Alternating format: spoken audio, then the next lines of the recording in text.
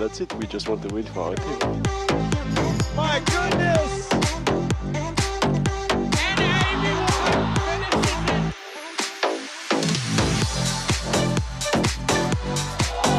Yeah, we're just as good as men. We're better. It's a huge point for the Bay Area. Good chance that's the number one highlight of the week.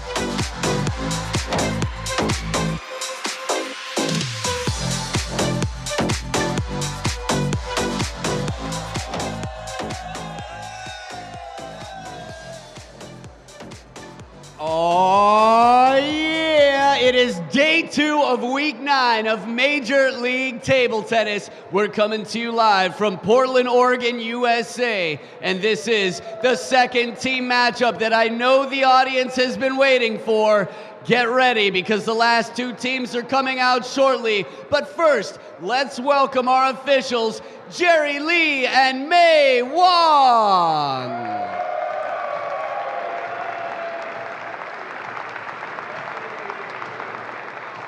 And the first team to enter is in second place in the West Division, only trailing by 7 points behind the Bay Area Blasters.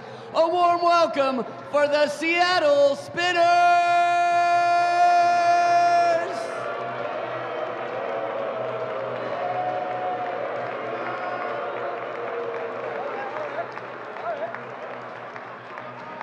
That was the most amazing thing ever. You made Johan smile. Wow. And coming out now, a team that I expect to get the very opposite of a warm welcome. Get on your feet and make some noise for your very own Portland Paddlers!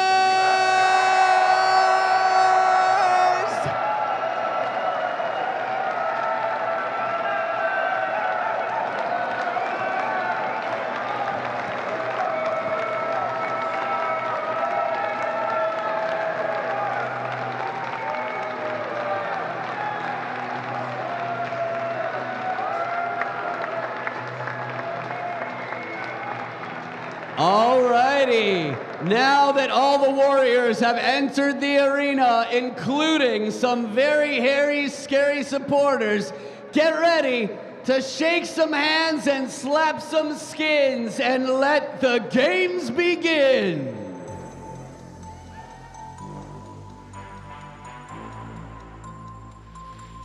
That's right, Adam Bob Rowe. Let the games begin. The entire Portland community rallying around the paddlers who are trying to snap a long losing streak. The Seattle Spinners were dominant last night in their 17-4 win over the Bay Area Blasters. And Seattle has a chance to move into first place atop the MLTT West Division. So far this weekend, at the midway point of this 3-day weekend in Portland, things have gone very well for Seattle and Texas. We'll see if the Spinners can keep it rolling. The Smash have already improved to 2-0 on the weekend. Seattle needs 8 points tonight to surpass the Bay Area and head into Sunday atop the pack out west. Good evening and welcome once again, everybody. Evan Lepler with a Hall of Famer, Sean O'Neill, proud Portland resident. What does this night mean to the Portland table tennis community? And you can just see the smiles on all the paddlers. They're ready to go. They need to get some victories. I think the fans are going to do it for them. Well, this Portland team certainly has a lot of talent. Collet, one of the most spectacular players in the league, one of the most spectacular players in the sport. But they need help. He needs help to win tonight against this talented Seattle lineup. I think one of the opportunities for the paddlers is the Tyrese Knight match and also the Ji-Wei Shaw. Clearly the double's always key, and paddlers have the advantage there. Well, we're going to start with the number 1 players for each of their 2 teams. Nikhil Kumar was absolutely fabulous in Seattle's win yesterday. He set the tone right off the top in their victory over the Bay Area Blasters, defeating Ma Jin Bao convincingly. Second singles tonight, the Jays, Johan and Jonathan, the all-Swedish second singles showdown. We're going to get in a little bit, and then the doubles match, Omatayo and Diaz back together, going against Collet and Rachel Sung. Lapchik makes his first appearance of the weekend against the chopper from Barbados, Tyrese Knight. And then Omatayo will return to the table for singles against Ji-Wei, who's been a little under the weather, but hopefully feeling good and ready to go. Got some rest from yesterday, so should be looking nice and strong. What impressed you the most about what Nikhil Kumar did in his dominant singles performance on Friday? Just that he threw caution to the wind and went strong on every shot. He likes to play with a lot of deception, a lot of change of pace, brings in a big forehand and a control backhand, but he did none of that. He just came out blazing on both sides, forehand, backhands, going for it every time he touched the ball. So Nikhil Kumar, 2 times a U.S. national champion, going up against a guy who has been one of the dominant players of the recent era in table tennis, 9 times a Ukrainian national champion. Kole also, of course, a U.S. Open men's singles champion a couple times, and has won the last 2 U.S. Open men's doubles championships too. So this Pacific Northwest battle begins with Kole and Nikhil Kumar. They played in November. That was the most recent matchup, and it was tied 1-1. I beg your pardon. Kole won the first 2 games, and Nikhil won the third to salvage a point. But Kole has been the dominant player, arguably, in the West Division.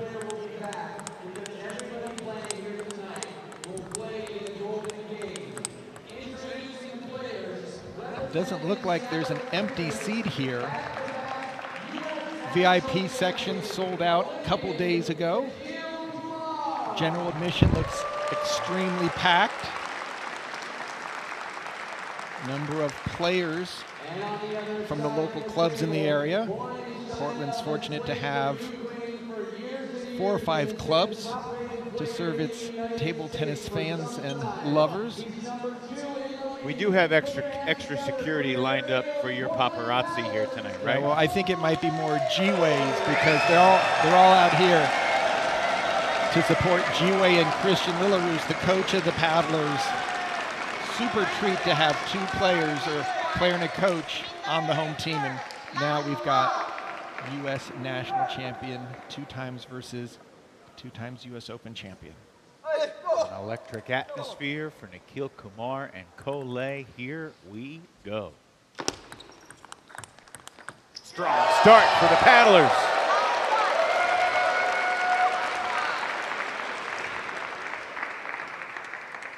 There's something about the way Kole goes about his business. No matter what his opponent does, it looks like he's ready for it. He's not even moving, but he's still delivering powerful blows from the backhand side. And he just sent Kumar backpedaling away from the table. Nikhil on his heels quickly, trailing 2-0.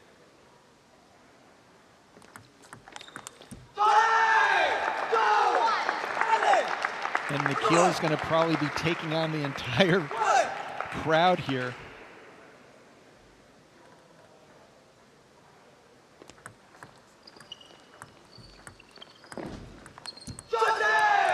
John, what did you make of the boos that the Seattle Spinners received as they entered the playing area when they were introduced by Adam Bobrow? I thought it was awesome, similar to when the Trailblazers have their guests come into town. It's when you know you've got it big time, when your guests are being booed. 3 straight for Nikhil Kumar to take his first lead. That was the first point of the 5 won by the server.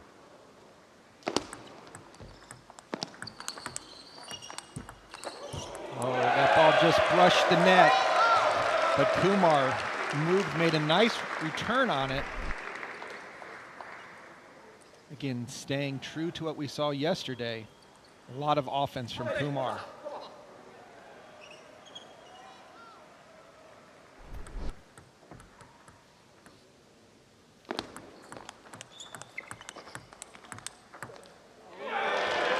That was a deep ball there. Back white line.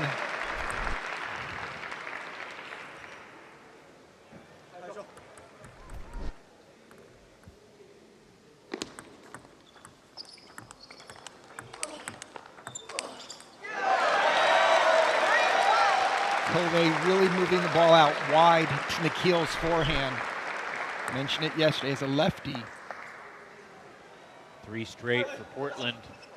Generally going out to the wide forehand will cause them to open up the backhand court. And now 4 in a row for Kole. He leads 6-3. Reminder about the format: 4 singles matches, the 1 doubles match, all are 3 games, 2-11. And it certainly feels likely that it will all come down to the golden game with 6 points up for grabs in the golden. And Kole just so smart when he goes for those finishing shots. He doesn't necessarily have to overpower it because he places the ball perfectly. And Kumar able to play that wide ball to the forehand. A big point for Nikhil, snapping the 5-0 run from Kole.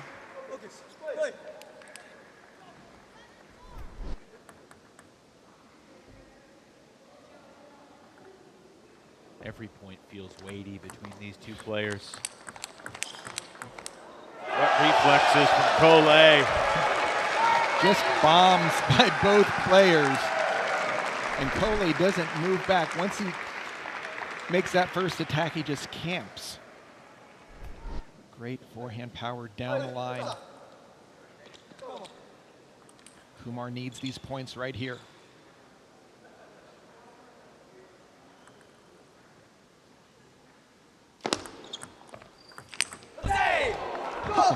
Could hear the crack of that forehand. Falling over the table. They might want to check that ball. He blistered it. Oh, Kole again, out to the wide forehand. Kumar knows it's coming, and he ran that one down. 2 straight for Kumar on his serve.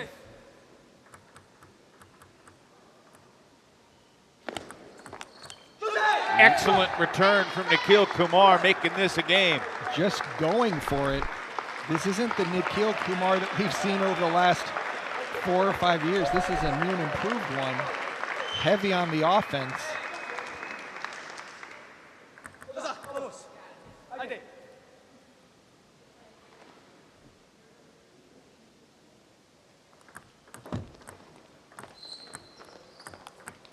What an attack. Kumar goes for it again and ties this thing up 8 apiece. And Kole started with a backhand serve. That normally means that you don't have confidence in your trademark forehand. Nikhil won the battle of the placement.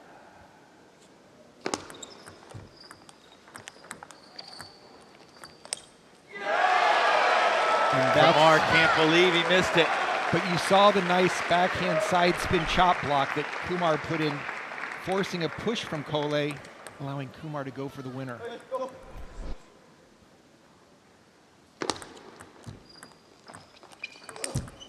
Into the net. The first game point of the team match belongs to the Portland Paddlers. Look a little bit like Hagberg on that one. Stepping around the backhand and going down to touch the floor.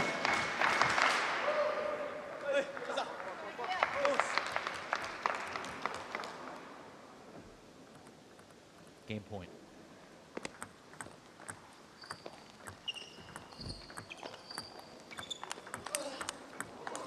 That's table tennis. A sequence of short balls before Kole goes on the attack. And the West's top-ranked player has the Paddlers off to a good start.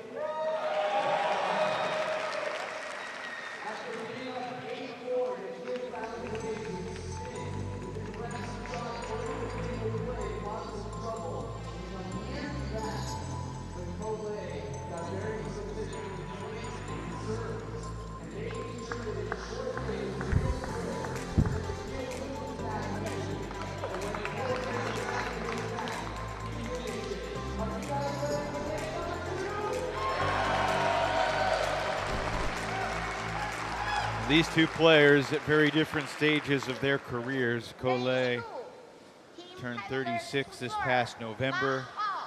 Nikhil Kumar just turned 21 on January the 1st.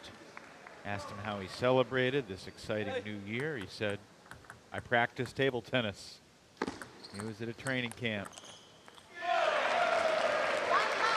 Nikhil saying to himself, go for the shot, don't play safe. For two guys that both have explosive firepower with their shots, Sean, they certainly have very different demeanors on the table. Obviously, Nikhil, the far more vocal of the two. Does that say anything to you? Just different eras of players, or is it just their different personalities? Just, I say more personalities. Nikhil always bringing energy, not only in singles, but doubles. He's an excellent doubles player. And of course, in the team event, he's really been kind of the mainstay of the spinners to get the team pumped up and going. Sean, in your playing days, winning 5 national championships, is your demeanor more comparable to Nikhil Kumar or Collet? That was Nikhil, and pretty much just to allow your opponent to know every time you made a good shot, reminding them through a little celebration, and then also some encouragement. That's another factor in Nikhil's game. Before the point, you'll hear him. Says right there, he's saying, "Allez, let's go." That's it! And that was another phrase that I love to say, that's it. And Nikhil can speak Mandarin. Obviously, he can speak English. He has celebrated in like 5 different languages since this match. I've heard of Vamos, heard of Hale, heard of Osa. And that's it. And I hope that after this weekend, Nikhil continues with this same offensive mindset instead of just looking to take pace off the ball, but to go for the bigger shot.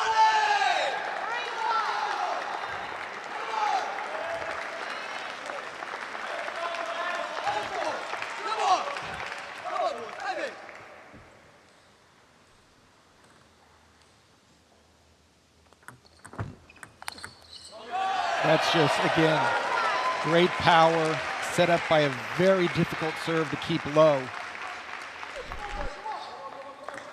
If there's a player in the league that's looking to match the energy of hundreds of fans, Nikhil Kumar. No, that's what happens. Guy. Often you're in this situation, you end up taking on the entire crowd.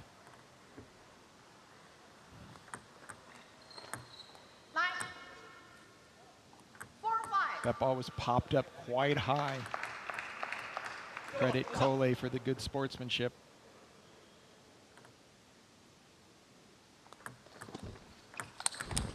Ooh. Nikhil had a swing at it. Ability to get his paddle on the ball.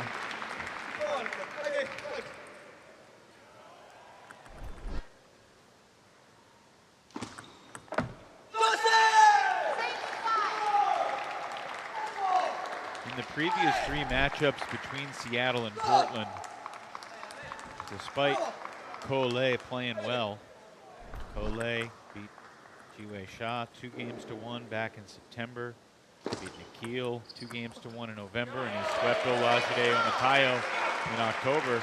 Despite all that, Seattle has had the lead going into the Golden Game against Portland in 2 of the 3 matches. And Seattle has won 2 of the 3 Golden Games against the Paddlers. I think in that first match, it might have been Collet against Adi Serene, not Jiwei, because they're teammates. Oh, excuse me.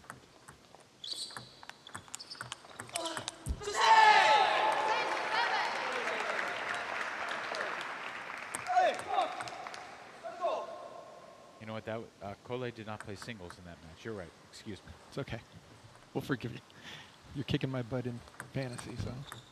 Nice to hear you say it. Well, it's because I didn't enter. Well, even if you did. Right now, Nikhil in the driver's seat with the serve, leading by 2.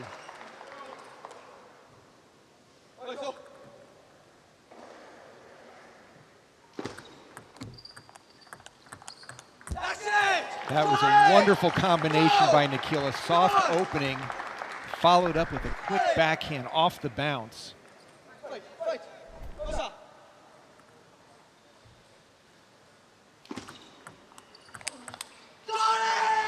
10-6 lead for Kumar.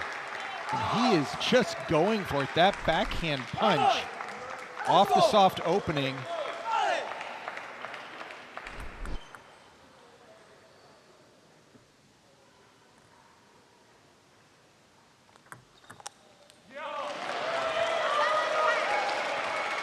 Crowd trying to will Cole back into this game. Kumar willing to go for broke. Will he do it again?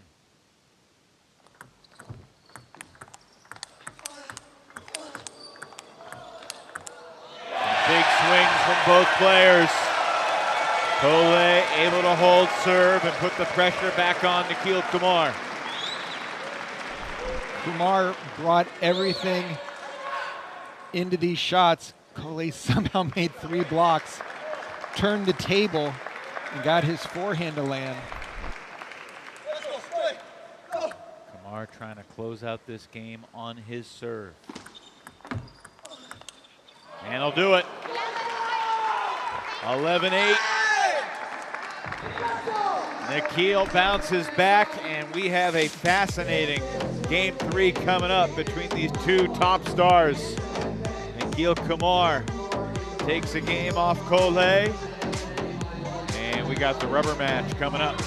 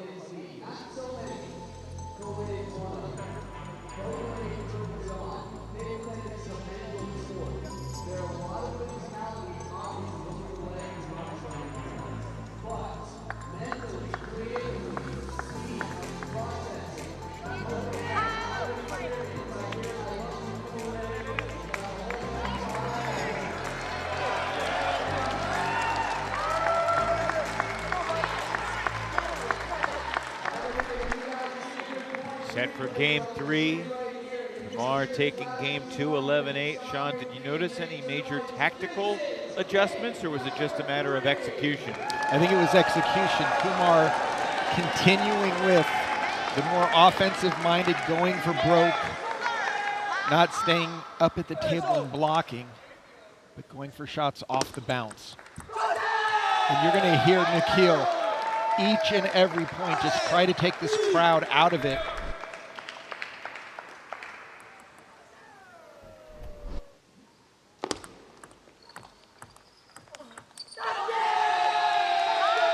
Cole needs to do something more than just keep it low to his backhand. Kumar's playing that ball cross court so well.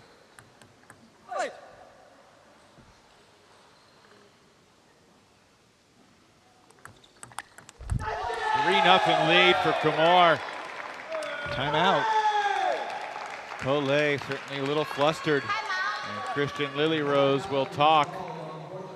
Well, there are sign-ups available now for the upcoming MLTT draft, and the commissioner of Flint Lane has seen some intriguing talent here in the Portland area. I'm Flint Lane, commissioner of Major League Table Tennis. We just opened our 2024-2025 Season 2 draft, and I have the honor today of evaluating some of the submissions of some of the better players who are looking to join our league. Here's our first applicant, Barley from the Hillsborough Hops. We often don't see a two-paddle approach, but clearly Barley is going for something unique here.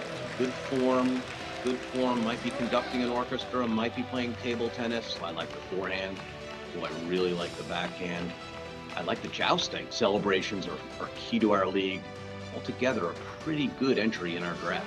Our next entry is Douglas Furr from the Portland Trailblazers. Here we go, running up the stairs. Excellent form. Oh no, a trip. Okay, we're back at it. I like the recovery. Good toe touches. We haven't had any Bigfoot or Sasquatches in our league to date. There's always room for them, though. I would not want to face off against Douglas Fir across the table. Next entry is Timber Joey from the Portland Timbers. Ooh, we have a non-standard paddle surface. Ooh, that's a very popular exercise to strengthen the forehand. Timber Joey exercising right on a table. Look at that slam. That kind of forehand, I think they all bring different elements to the game that will really spice up Major League Table Tennis for season 2. But in the meantime, I'm looking forward to seeing all 3 mascots at our upcoming event in Portland this weekend. Let's go. Well, this was earlier. Douglas Fir and Barley from the Hillsborough Hops exchanging some rallies with Sonora Silva and Alexi Juan from the Bay Area Blasters. Meanwhile, the timeout has paid dividends for Collet, and he scored 3 straight points to even up this third and deciding game to this opening singles match. Which of the mascots were you most impressed with their form, Sean? I think it was Blaze. He had the best combination forehand backhand. Didn't always hit the ball. Showed a lot of determination and spunk. In your career, did you ever cross paths with any Sasquatches on the table? You mean people that disappeared and you never saw them, or? Nikhil Kumar's taking a timeout now. The plot thickens. Let's listen in to Nikhil Kumar and Luba Sadovska. 1 point at a time, too fast, 4 points too fast. Yeah. 1 point at a time, 1 point at a time, 1 point at a time. I think You were rushing yeah, now. give long. The reason why he's receiving with backhand is because he cannot receive good with his forehand. So maybe we have to take a risk, or whenever you serve this, move into the person because it's going more short. And in the middle, it works. Your serve to the middle, okay?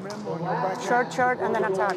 Kill this ball. Yeah. No, 1, 2, 3, 4, no stop. Yeah. Let's go. Let's get it back. Go cross, You got this. Come on, boy. Yeah. Come on. Let's take it back. 1 point at a time. 1 point at a time. You got this. Let's go. Let's go.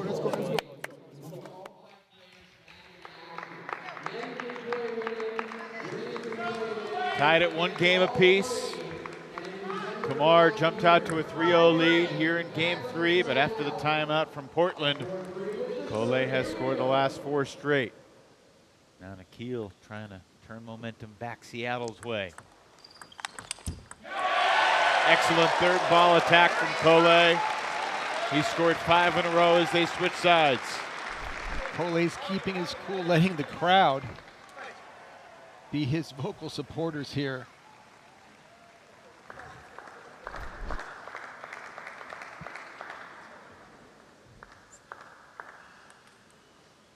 Battle of Swedes coming up in the second singles spot.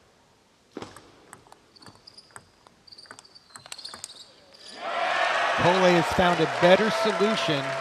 The deep chop with a lot of spin to the backhand is stopping Kumar from going for the winner.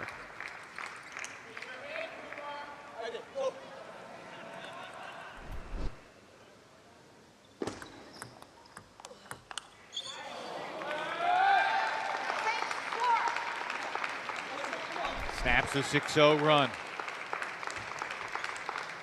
Can he build on that?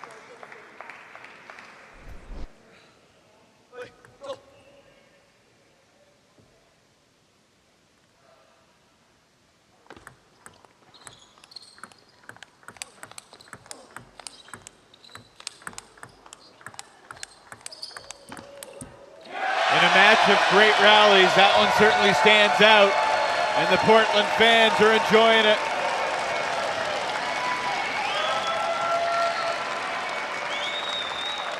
It doesn't get any better than this. Great play by both players.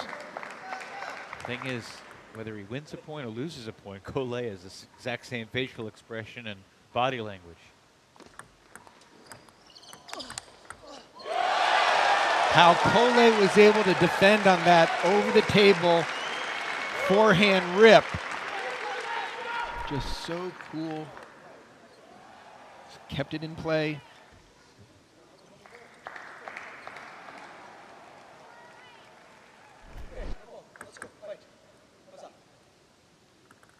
Kumar Kumar continues to talk to himself, and Collet remains stone silent. Kumar doing such an exceptional job when they get into the rally just to be driving the ball forward. A lot of times in the past he would just chop it, keep it in play. Now he's playing so much more offense. And that was a big point. Kumar's looking at his racket like, how could you fail me now?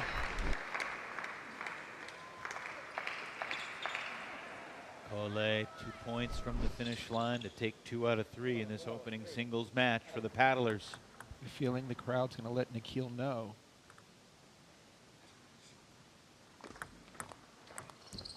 Oh, Kumar just flips it away in frustration. Nothing you can do about that. They say they even out, but that doesn't make it feel any better when it happens. Set up game point.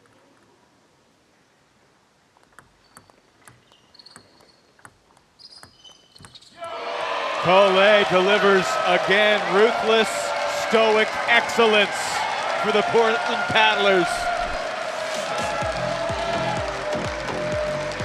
He scored 11 of the last 13 points. And Collet finally showing some emotion, getting the crowd into it. The Portland Paddlers take 2 out of 3 in the opening singles match to begin our Saturday night table tennis here in Portland, Oregon.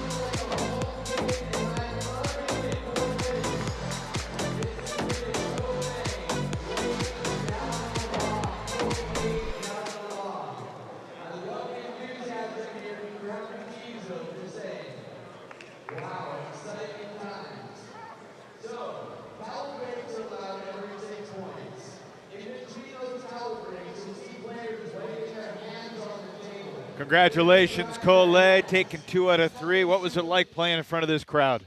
Yeah, he's always the same. Everyone play with me like a wolf, right?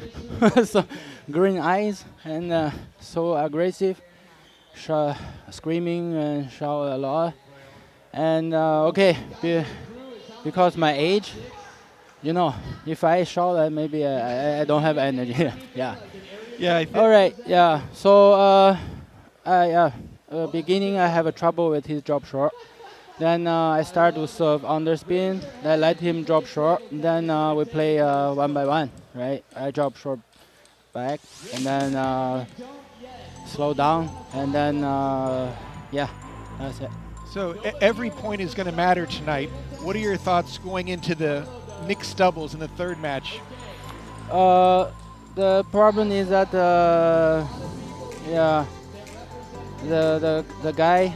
I don't know. His Overtayo, he's really good against Banana. He's very strong. Last time, Richo couldn't get back so good. So this time, I don't know. We have this the thing. Like if she can get back the ball from him, then we have a chance. Yeah. Collet, real quick, you were down 3-0 in that third game. You took a timeout. What was the tactical reset you made there? Yeah, because I tried to serve no spin and to attack, but he's really aggressive. He killed me in the first ball. I'm really in trouble. And then this time is the right moment to take timeout because if it's 4-5, 6-0, and then I'm done. Yeah. Strong performance, fun to watch. Yeah. Go get ready for doubles. Thanks, Collet. Okay, thank you. An all-Swedish showdown in second singles. Jay Hagberg for the Spinners and Jonatan McDonald for the Paddlers.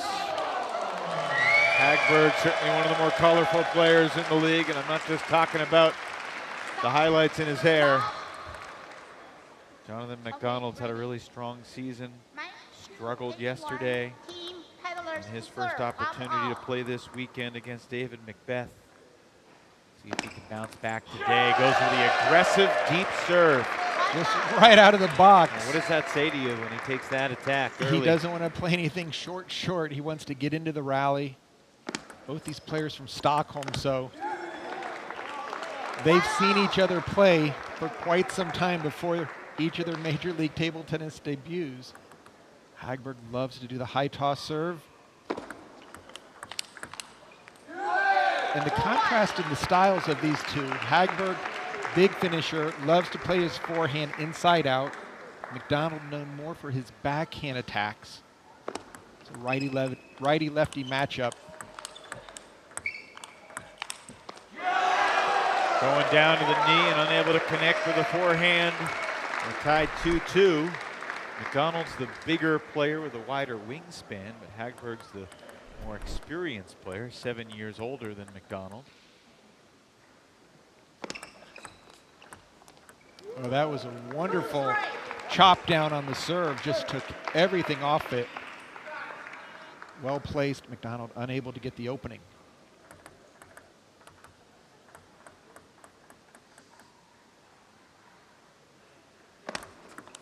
Another deep serve.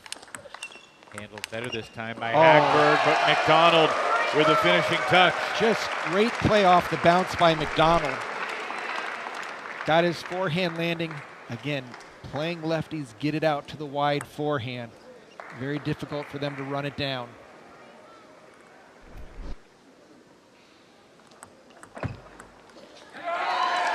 And then McDonald gives Hagberg a taste of his own medicine with that little chop down on the serve return.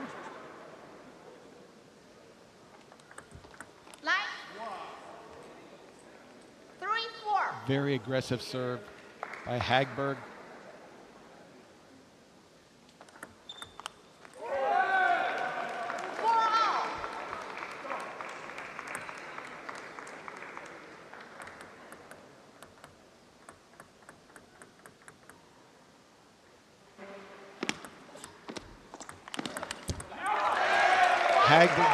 McDonald did a very nice job there.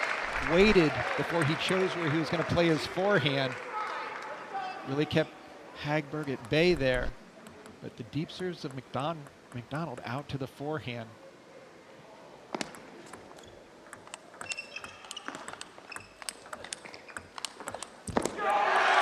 Relentless with a forehand. McDonald takes a 6-4 lead. And that's the best I've seen McDonald. Once he gets that first forehand and he's really staying with it. He's not reverting to a backhand. Oh, that's a...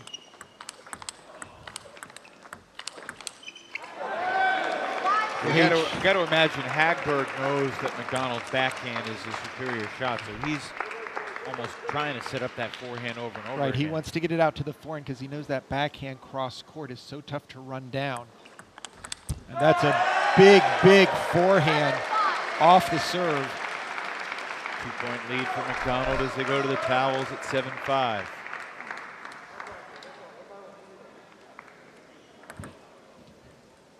We have seen over the course of the season, Sean, more often than not, the home teams have struggled. But this crowd does feel like it's giving the paddlers a legitimate boost of adrenaline here tonight. Absolutely. The players are doing their job as well as providing some amazing shots. Down on one knee, Hagberg with a do-or-die shot, and he delivers. This is going for it. That ball's breaking inside out. Not a huge celebration afterwards. McDonald gets that back to the table, especially the forehand side. Hagberg has no chance, but again, when Jay goes on the attack, he can be a dangerous threat. Well, it's all or nothing, so it's not like he's going to play controlled opening. Right. And again, aggressive return there from McDonald. No hesitation. Decided he was going to loop it if it came off the end of the table. Good timing.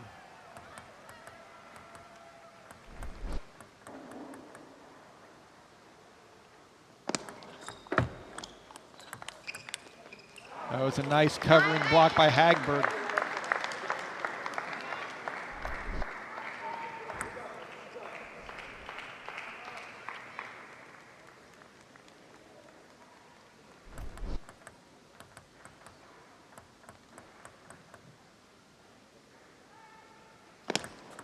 Wow, another aggressive serve. We have seen more deep serves from McDonald in this game than I can remember from any player in the league in any individual game all season. Just throwing caution to the wind, going cross court. Hagberg fights off a game point. He will, McDonald will have the serve if we go to the golden point. I'm sure he'd like to take this game right now.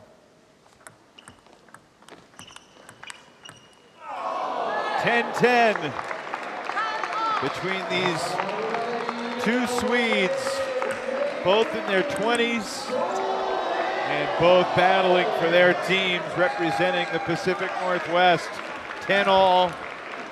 McDonald serving. Next point wins.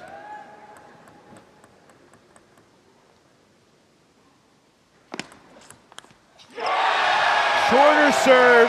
Hagberg went for it and sent it long, and McDonald takes game one for the Paddlers by the slimmest of margins. There's a special energy in the air tonight here in Portland.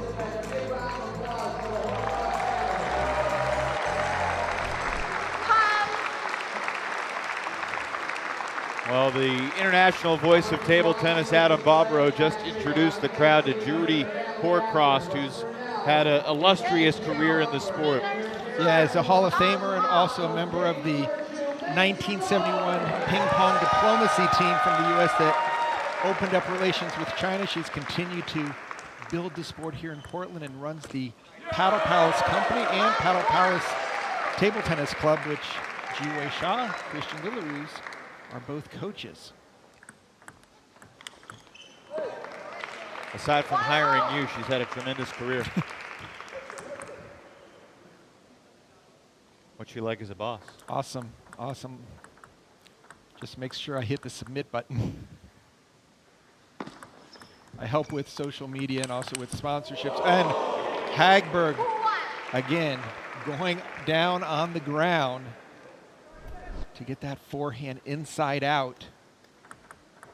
McDonald had a shot at putting it back into play for the point.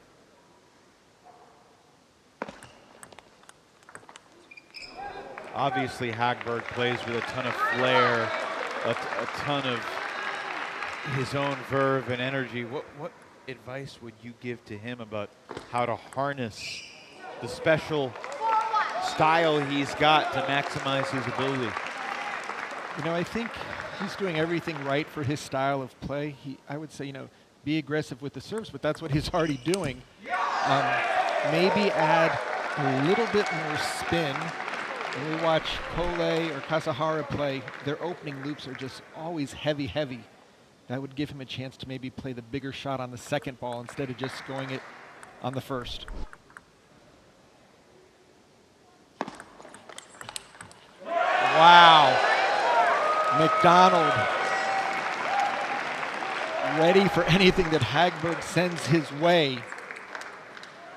Just great timing, picking it up off the bounce, but still 6 feet from the table. And look at that deep serve. Just really neutralizing Hagberg's ability to step around the backhand.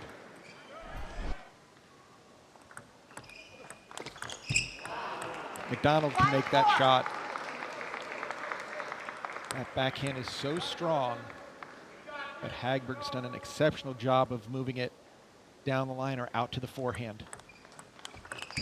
Again, Short forehand, wide backhand. Very tough to cover the extreme distance.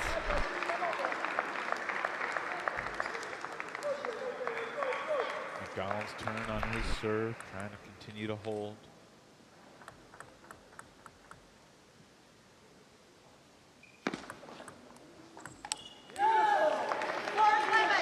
Let's go back to that golden point, game one. Were you surprised McDonald went with a more conservative, shorter serve? No, you can only go to the well so many times. And the deep serve, the player reads it off the paddle. They're going to have no trouble going for a winning shot. You like the choice. Like the choice, and say long serve every maybe sixth ball when you're serving. But you can't just serve long balls all the time. Hagberg has opened up a 4-point lead here for Seattle. And now it's a 5-point lead for the Spinners here in game two. And Hagberg's done a much better job of just keeping the ball lower, not going for as many shots. Look at that toss. So you see that it's a high toss, ball came off the end of the table, kind of leaked out. McDonald didn't have much difficulty to hit that elbow. Unlike tennis, you can't catch the bad toss. You got to live with it wherever it is. I violated that rule when I was playing earlier today. Oh, that was a great wide to the backhand, then out to the forehand by McDonald. Hagberg did everything he could to step around.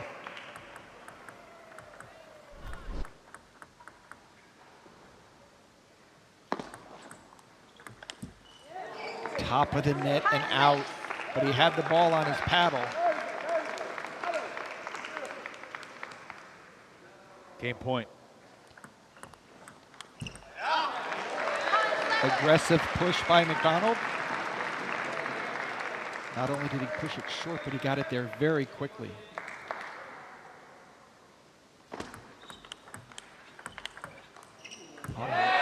That's the McDonald backhand that we've seen in early MLTT. This is interesting now. McDonald just won back-to-back points on Hagberg's serve.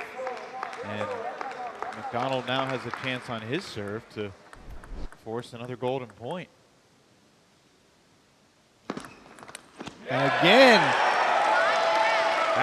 It's been working for him. He's won every point that he's gone to the deep serve. Will he do it again at 10-9? Or more accurately, 9-10. It's the other side of the table short.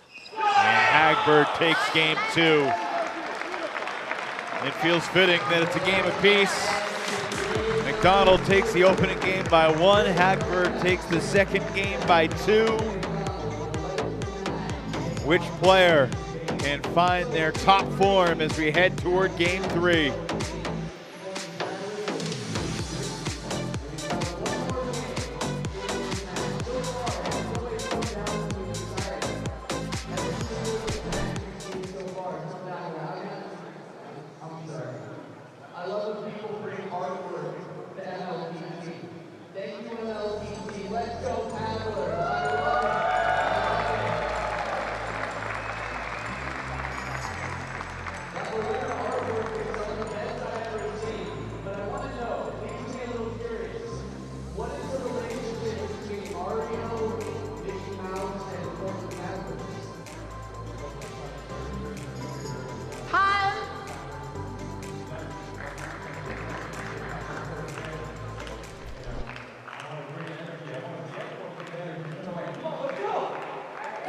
Hagberg, the 29-year-old from Stockholm, Sweden, going against his countryman, the 22-year-old Jonatan McDonald, currently a college student at Texas Wesleyan in the Lone Star State.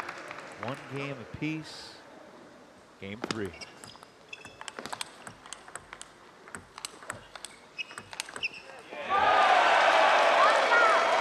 So solid.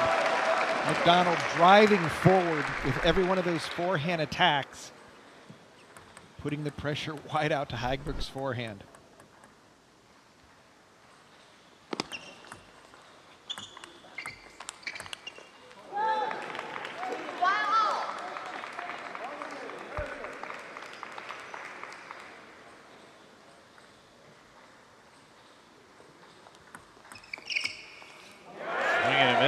Hagberg there. He was winding up, ready to unload one. McDonald looking so much more confident in this game. Okay, so this is amazing. Hagberg served the ball, high toss, it hit him in the lip on the way down. Self called the point against him. Just amazing sportsmanship. And McDonald clearly hit the return long, and he'll take it. That's a 2-point swing.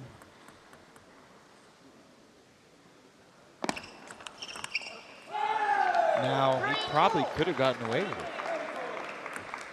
Yeah, but the table tennis karma gods are going to just nail you at the golden point, so you got to point it out. Do you think we're headed for another golden point? The way these guys are playing.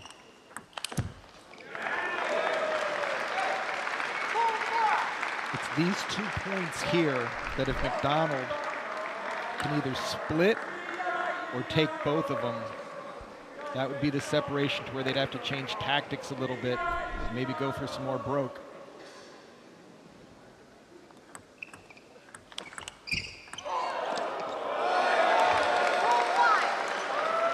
Perhaps inspired by the bizarre rendition of Old MacDonald Had a Farm, raining from the crowd, Jonathan has E-I-E-I-O'd his way to a 5-2 lead.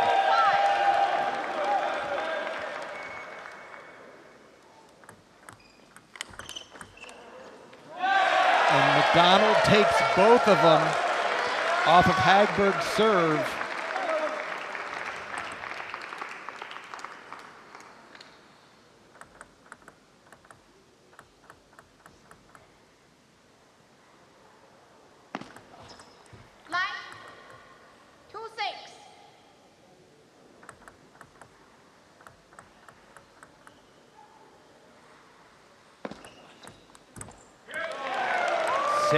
Lead now for McDonald.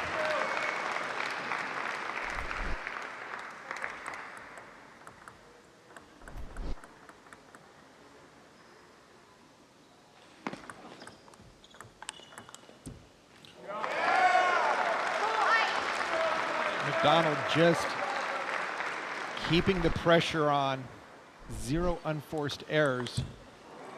And Hagberg going for the high toss serve. A must-win point for Hagberg. Cannot afford to go down 9-3.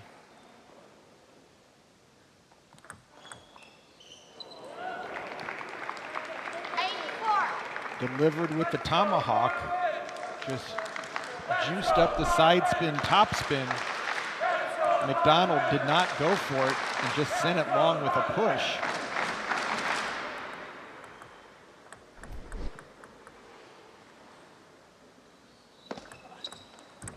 And again, Hagberg having a lot of difficulty with that short ball out to the forehand.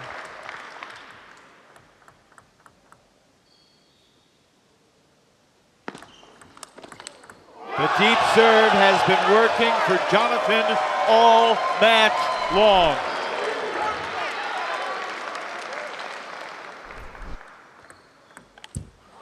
That ball popped up.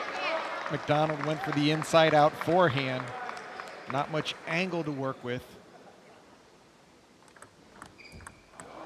Hagberg with 2 quick points on his serve. But now game point for McDonald on his paddle.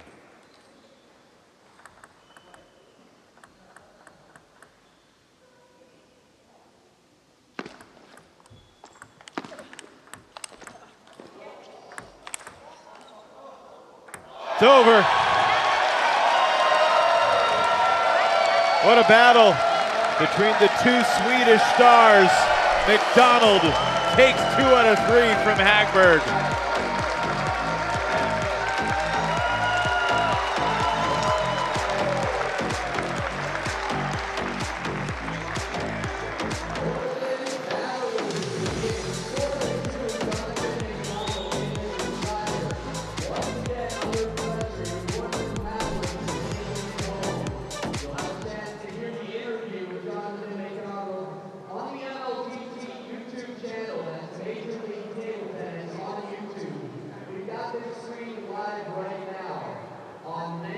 Portland Paddlers have a 4-2 lead over the Seattle Spinners. Jonatan McDonald just got a 2-1 win over his countryman, Johan Hagberg. Jonathan, you started with the deep serve and then you kept going back to it. What made that such a successful weapon for you tonight? I think he's a forehand player, so pinning him short to his backhand or long to his forehand, kind of a big distance to cover for him. So I think that helped me a lot. It also seemed, Jonathan, like your forehand was really blazing tonight. It was just moving forward. Was that something that you spoke to with Coach Christian Lilleros before the match, was to be more aggressive on the forehand and not rely so much on the backhand? It's definitely something we have been practicing the whole week. But I kind of felt he gave me balls, so it wasn't so easy to go in and play backhand. I kind of had to step in with forehand, so it happened naturally. But luckily, we practiced it this week. Jonathan, what's it like playing in front of this crowd? Fun. Of course, more fun when you're winning, but a little bit tense, but really fun, yeah. And how satisfying is it to get a win over your fellow Swede, Johan Hagberg? So it felt good. It's good, yeah. Have you guys had a lot of battles together through the years? We have practiced a lot, but we never played in match. But yeah, we kind of know each other good, so it was a good match to win. Yes, but I was a little bit lucky today, so yeah. Well, better to be lucky than good, they say. You got the bragging rights right now. Strong start for you and your team. Go get some rest. We'll see you in the Golden Game. Thank you, guys. Thank you, Jonatan McDonald, with the victory in singles. And now we head into the doubles portion of the evening, Sean. Cole and Rachel Sung against Omatayo and Diaz. And in previous matchups between Portland and Seattle, Omatayo and Diaz, when they've played together, they've gone 5-1 now.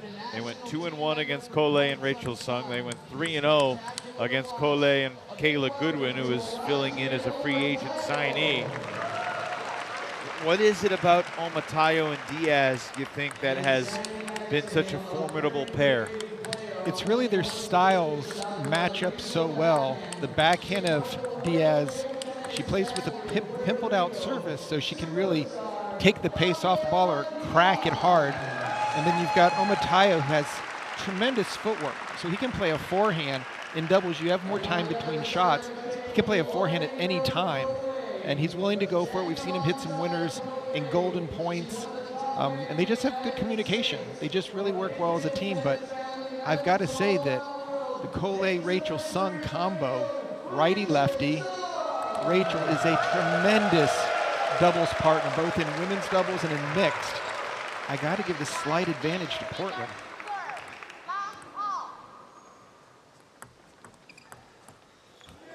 And the paddlers also, of course, have this electric crowd behind them, too.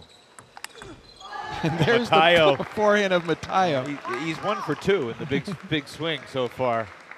Swing and a miss, and he did not miss that last one.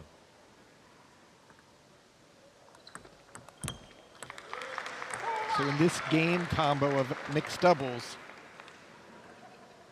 the male advantage is for Seattle, with Omatayo hitting to Rachel Sung.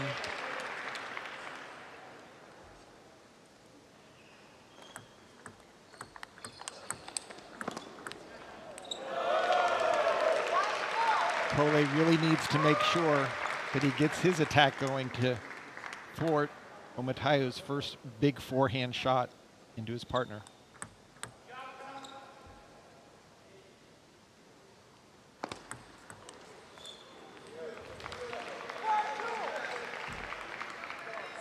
A 4-2 lead for the paddlers duo of Lei and Sung. 4-2 lead in the team tally as well. Advantage Portland. If Portland can win this first game, look for them to really be aggressive in game 2.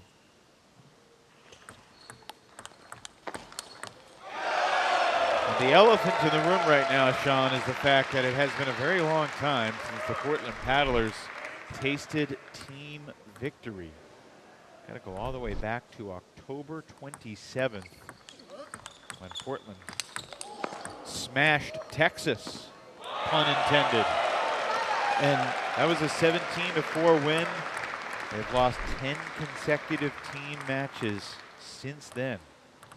Lost the final 2 in Texas, went 0-3 in Pleasanton, went 0-4 in Rock Hill, and then lost yesterday in a interesting match, but ultimately the Paddlers falling short against the Smash.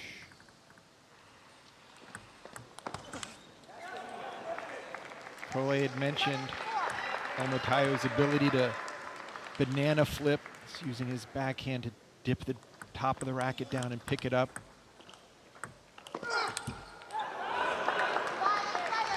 Rachel not going for any safe type of shot, just counterattacking, just trying to take this backhand for a winner, reaching out for it.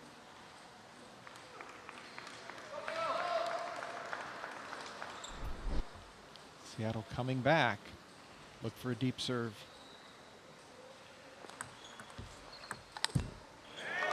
Let's set up the attack, but Diaz caught the tape. Point Portland.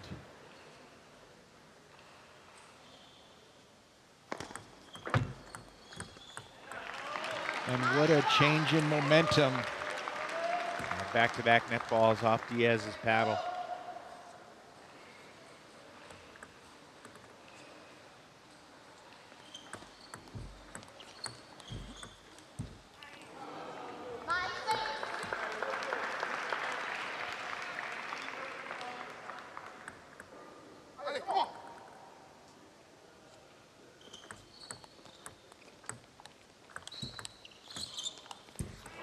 Again, Diaz with those pips just really sent over a knuckleball. You saw Cole going on the ground like Hagberg, trying to pick that ball up.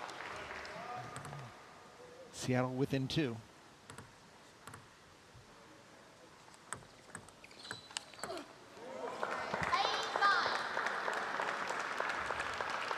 This is where the Seattle duo is so dangerous. Diaz often likes to throw in the deep serve herself. Spinners have fought their way back into this opening game of the doubles match. We're tied 9-all. Cole walking around the court.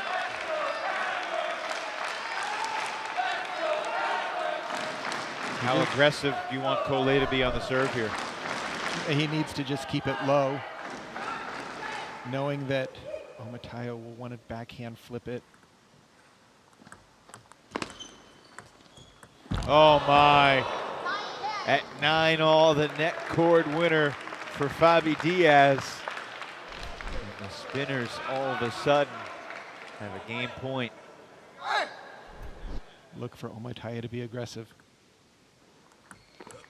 They went for it. We've seen him make those. High risk, high reward, and we are back to a golden point.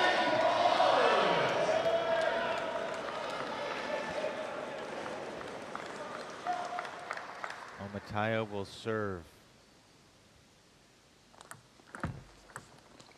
And Diaz sent it wide. Portland prevails in game 1.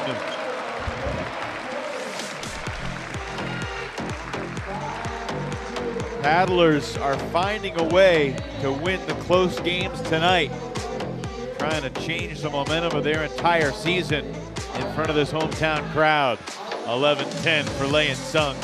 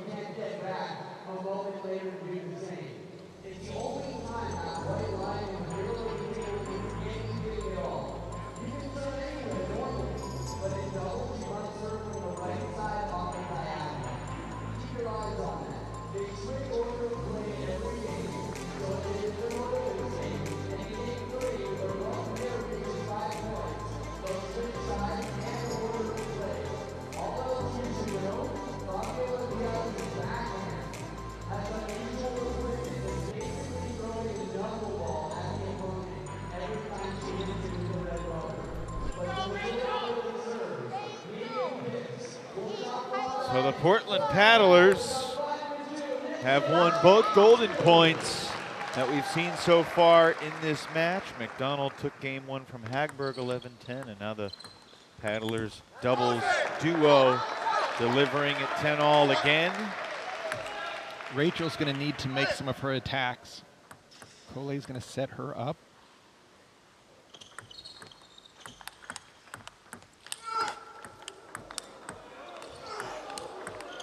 That's doubles. And this crowd is loving it. Both Cole and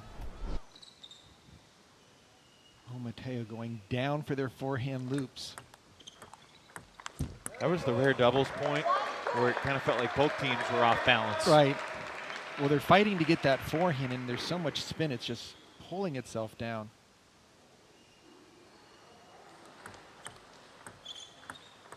Oh, Diaz with a great drop shot just outside the reach of Rachel Sung.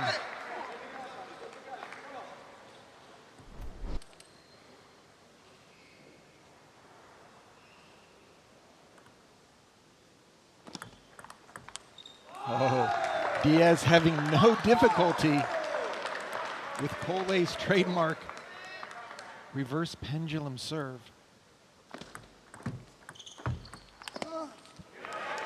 They'll go to the towels at 4-2 after that Omatayo miss. And Seattle off to a splendid start here in game two.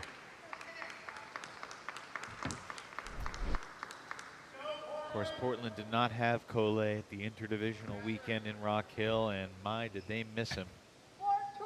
Yeah, the match with the Carolina Gold Rush was brutal.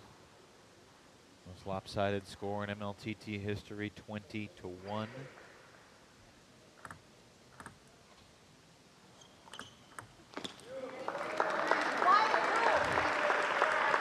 Paddlers started the season strong. They were 3-1 through their first 14 matches, sitting in first place. That included a incredible Golden Game comeback. They were the first team in MLTT history to erase a 5-0 deficit at the start of a Golden Game and win when they beat Seattle 11-10. Kristen Lilyrose was dancing for the camera, and it was all smiles for the Paddlers, but then due to a variety of variables and circumstances, Portland has just not been able to find the winning formula since early October. 10 consecutive losses, but a strong start today, a 5-2 lead in the team tally, and a heck of a response. 3 of the last 4 points to tie this thing up 5 apiece.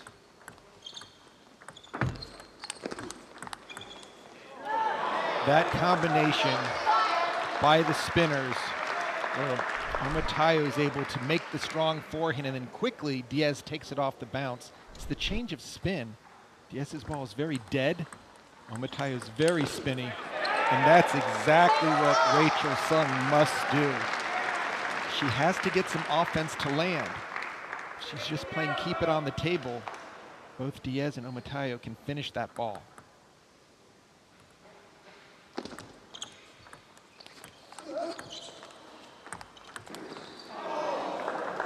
Rachel went for it. She went for it. It's the right shot.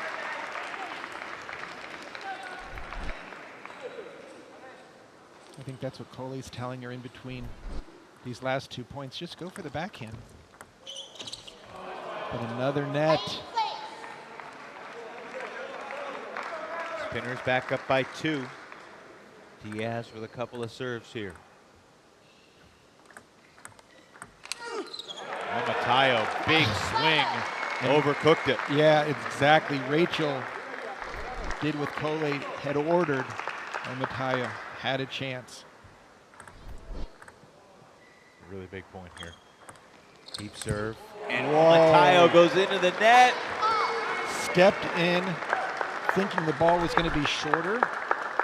A little bit high, but deeper. You like that serve from Diaz? Yeah, I mean, she's handcuffing Sung. Sung's not backing up and doing anything with it. Right. But Omataya has to wait. He can't be stepping in before the ball has bounced. What a shot. Impossible angle. I mean, Collet was sent staggering toward the floor. And talk about banana flip. Just comes in there.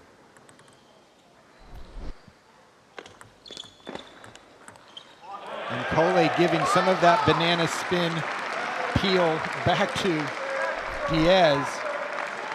It's like a game of Mario Kart here, all these banana peels.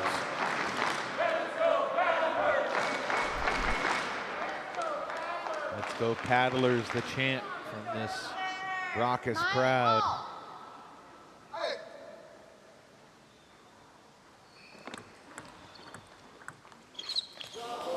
Just missed the side. Omataya was stepping around. I'm not sure which angle he would have gone with. Sung trying to jam him into the backhand. And Kohei saying, eek. Game point for the Spinners. Oh, how about Sung going on the attack? Omataya able to get a paddle on it, but could not connect with the table. And for the second consecutive game, it is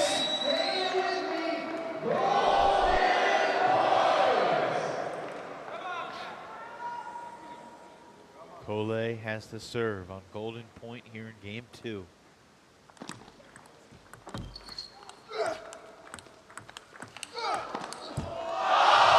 What a point, Seattle takes it. And game 3 is gonna be mighty interesting. Back-to-back 11-10 results. One to Portland. This most recent one to Omataya and Diaz for the Seattle Spinners. Game 3 up next.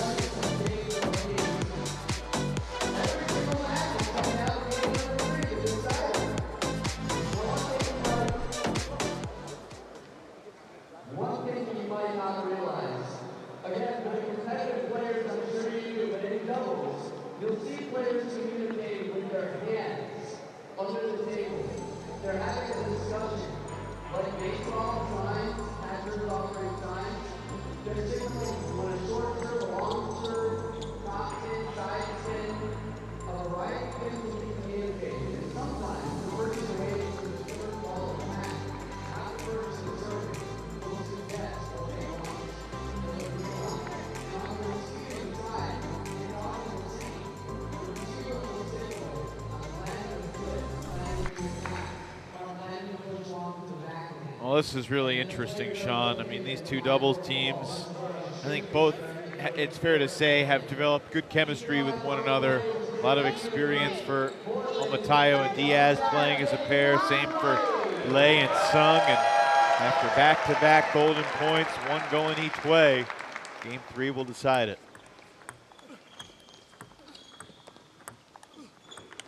Oh, what a perfect backhand by Rachel Sung.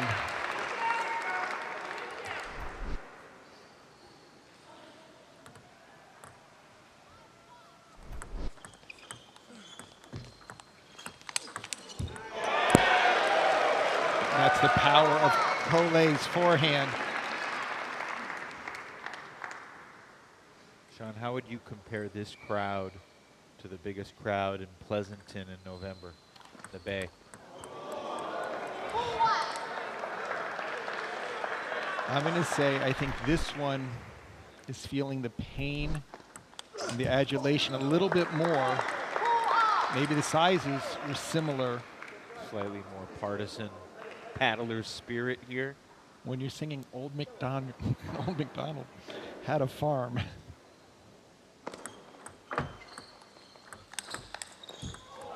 Omataya going to his side. Sprawling in the backcourt. Look at this.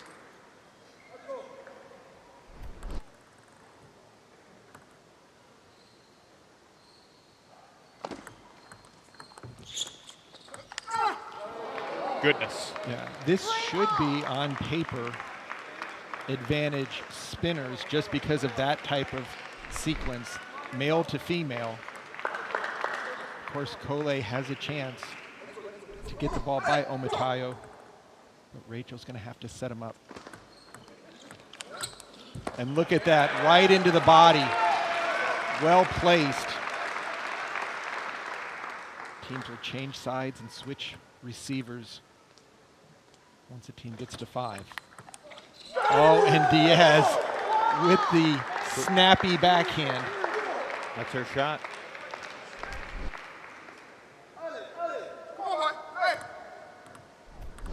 They'll switch after this point.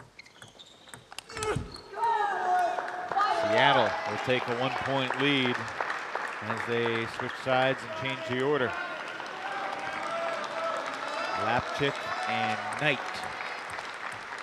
in the on-deck circle. That is going to be so exciting. Expect long rallies anytime Tyrese Knight is in action.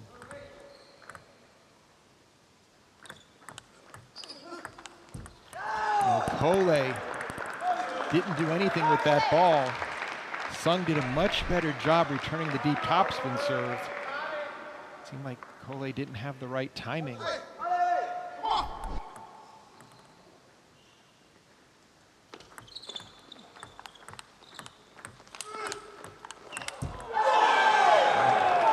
Those are just some huge shots by the spinners. Diaz up at the table. Omatayo from the backcourt.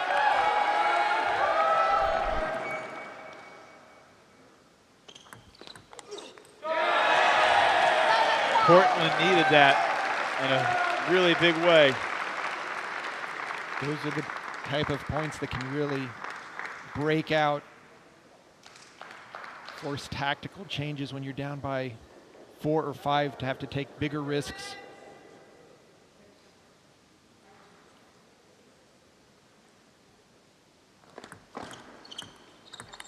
And that's the setup.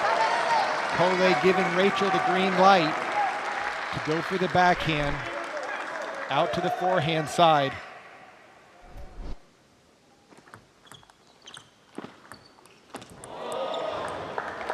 Diaz with great footwork to get over to the wide forehand. Diaz is playing big right now when it matters most.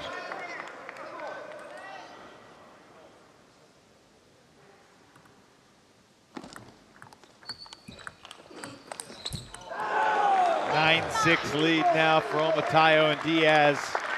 They can taste the finish line. Sung played a great shot. Omatayo just returned it with a better angle. Too good. Omatayo sets up game point for the spinners.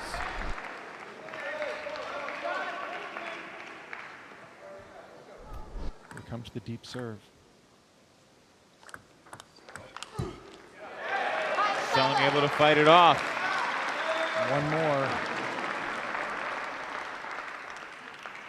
They'll play a lot safer on this one. 10 serving 7. And it's over.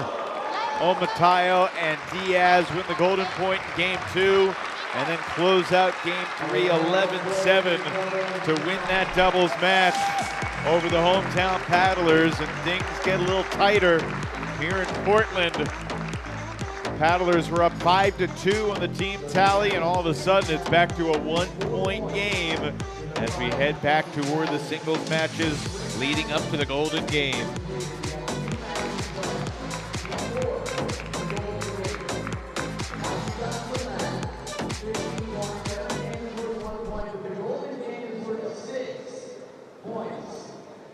So Seattle gets 2 points out of the doubles. Fabiola Diaz joins us.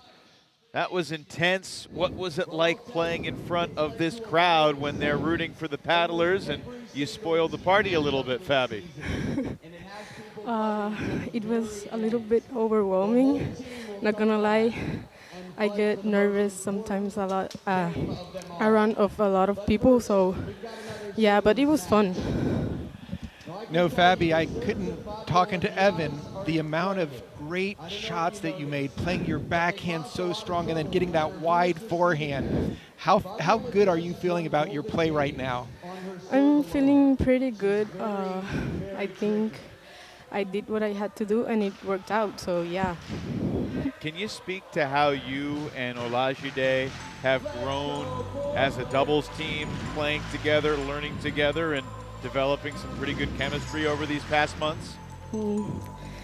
He's actually, I don't know if I can say this, but I think he's the best doubles partner that I've had.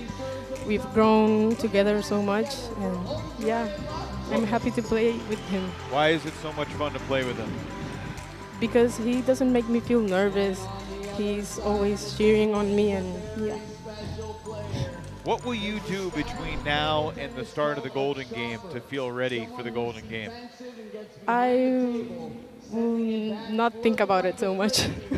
What were you thinking yesterday when the score was 20-19 and you were 1 point away from retaking the table?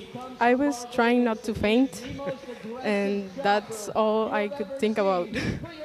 Well, Olajide saved you there as well by closing it out strong. You got the win yesterday. Congrats on 2 points today. We'll see you in the Golden Game, Fabiola Diaz. Thanks so much. I appreciate the honesty. Just a great interview, and she played tremendously. As she said, she did what she had to do, and this is going to be a very interesting match with Tyrese Knight, who plays a combination style, call it a modern defender, where on the forehand, he's got a lot of topspin. On the backhand, he's got a longer type of pimpled surface than Diaz did, which will allow him to chop the ball, play a little defense. His opponent, Lapchik, very quick and snappy strokes on both the forehand and backhand. Not too big of a backswing, but you can just see him just snap that right over. He played quite well in Rock Hill. He got a number of victories there. Right now, paddlers would like to get their mojo back going. Hopefully Tyrese Knight can ignite this crowd. Lapchik got a win over Carolina's Bastion DuPont.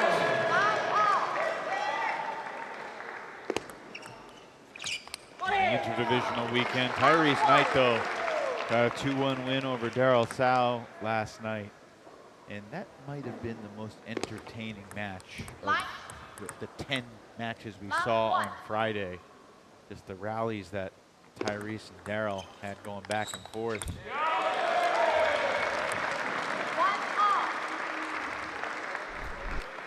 Very interested to seeing how Lapchik does on that third ball attack. Lapchik, excuse me, Sean, also beat Tim Wong of Chicago in Seattle's match with the wind at the Interdivisional Showcase in Rock Hill.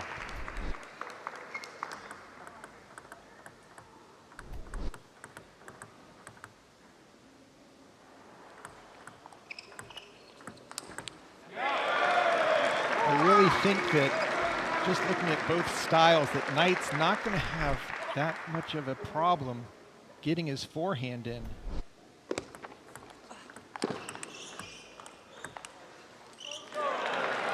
The question is, will he overplay it, or will he take it down a tier so he's not going such high risk?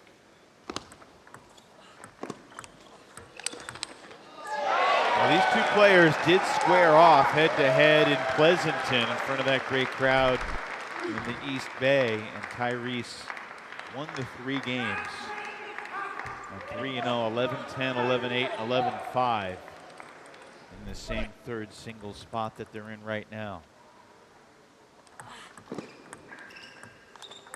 If Tyrese could claim all 3 points again, he would clinch the lead heading into the Golden Game and take a lot of pressure off Ji-Wei Shaw, who's getting ready to play Olajide Omatayo in the final singles match after this one.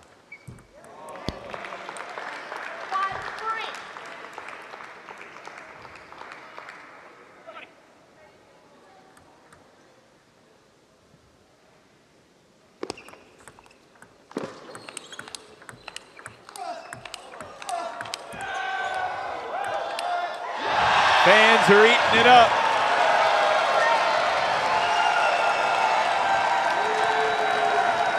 And I think this is exactly the environment that Tyrese plays his best.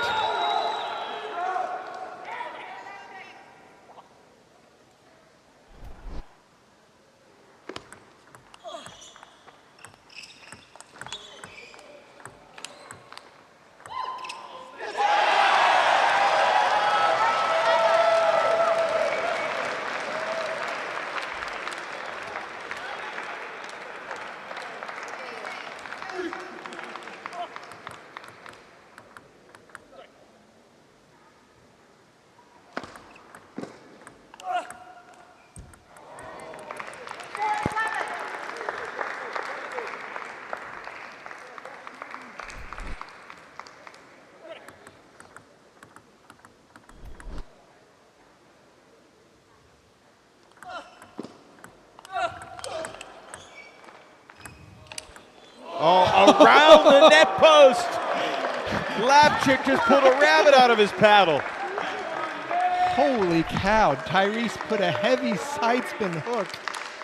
And Lapchik just said, I'll take that one and I'll raise you one around the net.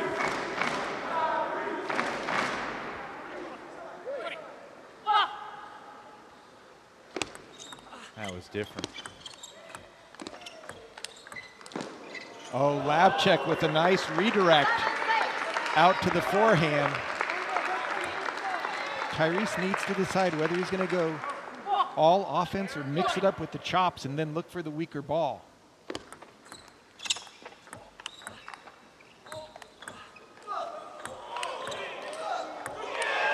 What a display of defense from Tyrese Knight. Somehow he was able to pick these balls up off the ground. That was a huge point, obviously. Surviving to maintain the 2-point lead, otherwise we'd be tied.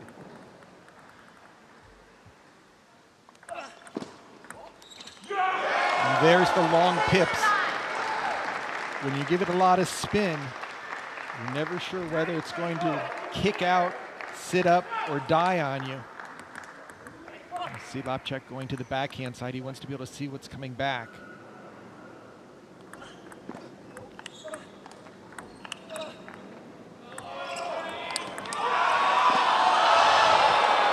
You don't often see a guy charge back to the table the way Tyrese did, but Lapchik able to handle the change of pace.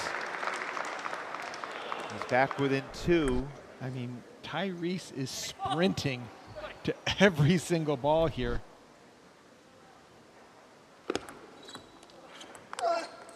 Oh, forced the loop. 1-point game.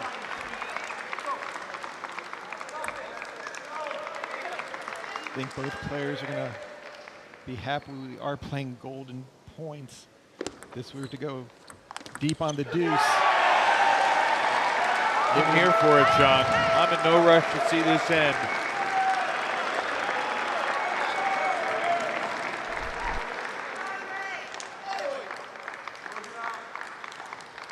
Game points for the paddlers at 10-8.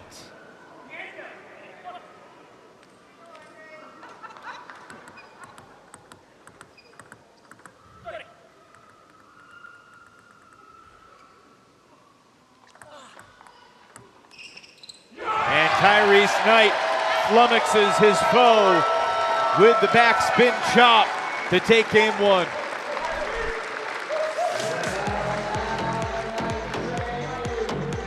Spinners with a little momentum coming out of the doubles, but Tyrese Knight, Barbados' table tennis king, delivers the goods in game 1 in the third singles match.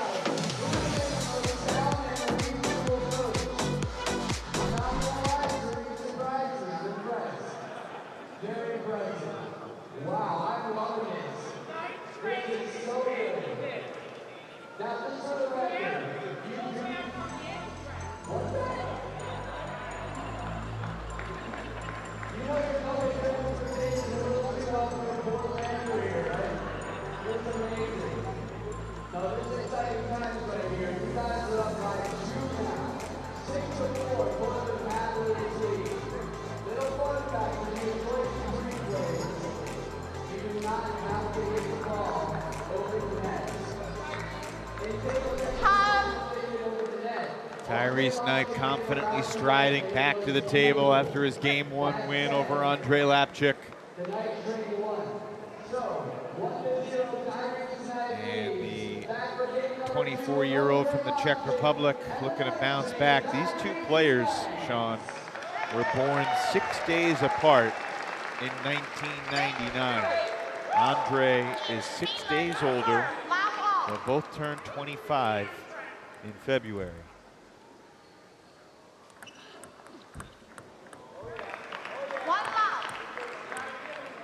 What advice would you give to Andre about what he can do here against Tyrese?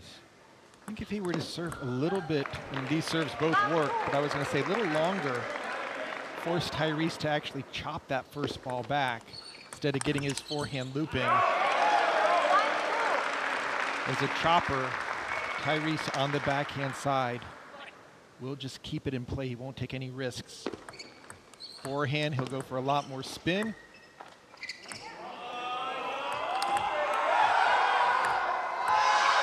Oh my goodness!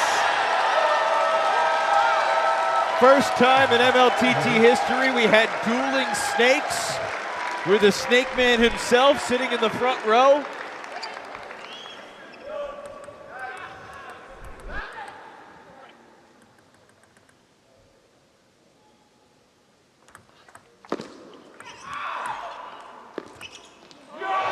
Somehow Tyrese Knight finds a way to stay in points he has no business winning. Just great touch by Knight. Able to run it down. Apologize for the slight brushing of the net on the follow-up return.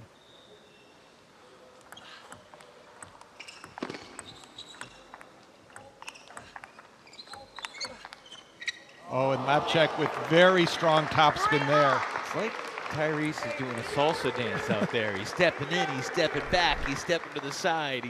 He's got the rhythm, he's got the music. He's got to Who take could ask for anything more? Right, he's got to take his time when he's chopping. He can't go at it too fast because he needs to have the ball going on its descent. But those, I'm not going to call it a cheap point. When you get a 3-1 right off the serve, that gives the choppers so much confidence because they don't have to work so hard to win the point. And there's that powerful forehand hook. Tyrese moved the table a fraction of an inch. Watch this, the game forehand. Well, I think he caught the under curtain skirting. As long as the table doesn't move. Right. Just my imagination, perhaps.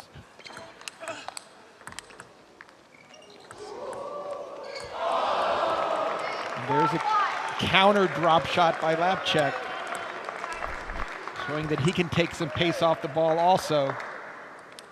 Knight barely returned that one, missed it.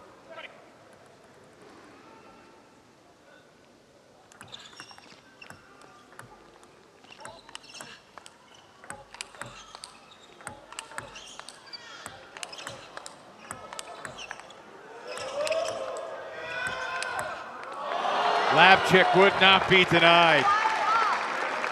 That started with a great deep serve, and then Lapchik just stayed on the offense.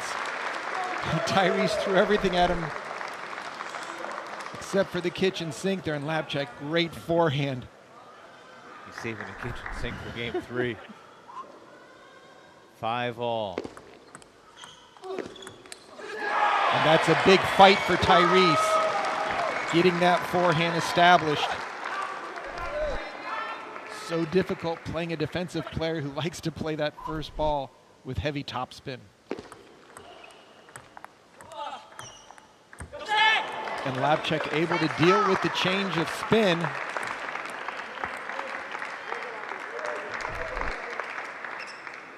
Six points apiece here in game 2. A match between these two 24-year-olds generating oohs and ahs that rise and fall like a roller coaster.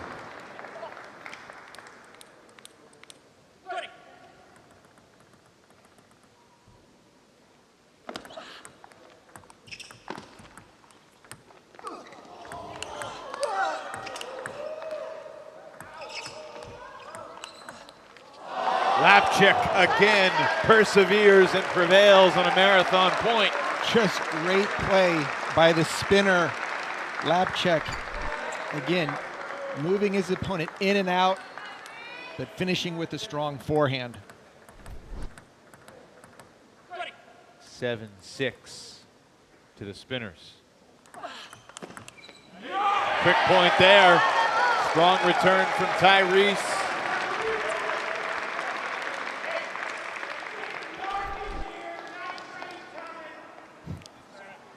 We've got some rowdy fans here in Portland. Who has the advantage on the longer rallies between these two players? Tyrese does, because he can change the spin and also come in with that big forehand.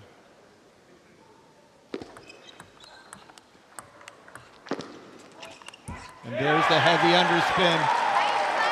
It's very difficult to take a full swing when you're not 100% sure of the spin, and Tyrese is doing a great job mixing it up.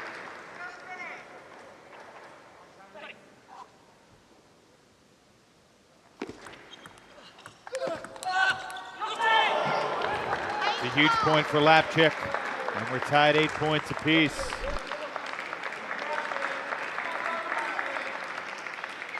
Got a couple of 8s on the scoreboard.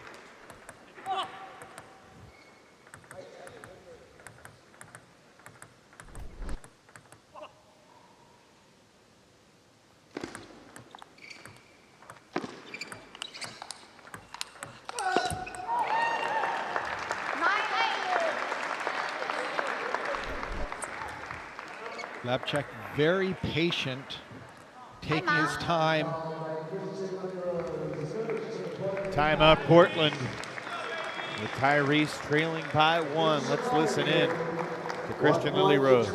So the thing is that now you're playing too passive, way too passive. So the thing is, especially in the serve returns, right? You have to do things. Like he can't long serve. You have opportunities to play forehand. You don't have to do backhand and everything. You're thinking backhand passive and serve return. You have to do backhand aggressive or forehand. 6-4 right now. And serves like top. This weekend, I've heard that the VIP section for tomorrow completely sold out. I want to see everyone and here tomorrow, when you told yourself you're playing too much this for forehand. you to support your home team. Right. And not just that, who knows when they'll be back playing here in Portland. And they're All right, in you fourth can do this. place, Let's but go. if they fight and they make it to the top 2. Do you agree with Christian's assertion that Tyrese is playing too passive? Absolutely. I thought those suggestions were on point, and Jonatan McDonald giving him some additional advice. Tyrese was very open and receptive.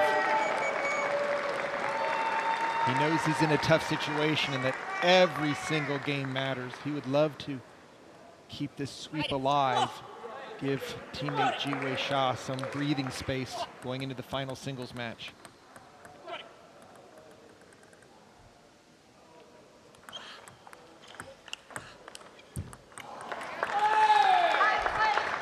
He added a little bit of side spin to the serve return, but it floated up.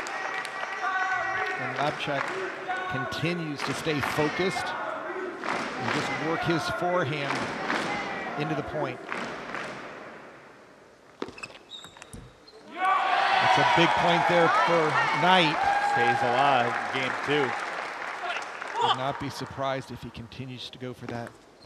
Whoa, that serve almost did not make it over.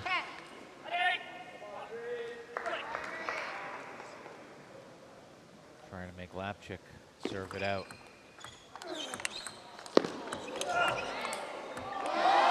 Incredible get to stay alive, Tyrese Knight.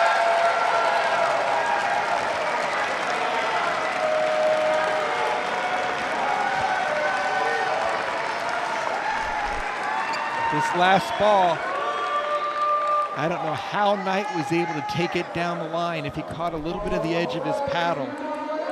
But we are back. Yes, indeed. Golden point. Lapchik to serve.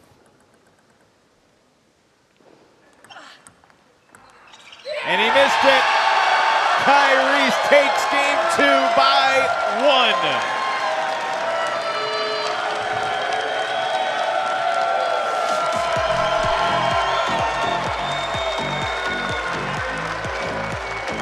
fans in Portland are living the dream.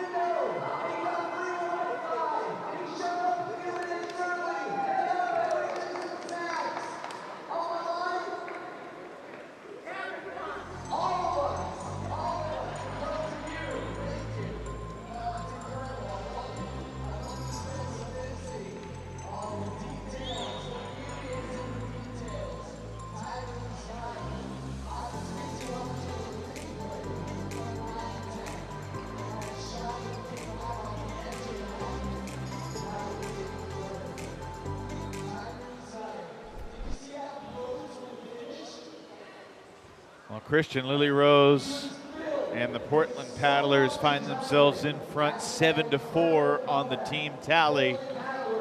One more game still coming up here between Lapchik and Knight. Tyrese scoring the final 3 points in that game to steal it. And it really felt like he stole it, Sean. Yeah, that was Grand Theft Auto. And Tyrese, I'm going to say, the person I'm going to give credit on that last point. Grand Theft Ping Pong. Exactly. Christian Lillerus, by saying do something different on the serve return. He added a little extra spice with that backhand side spin chop, delivered the point.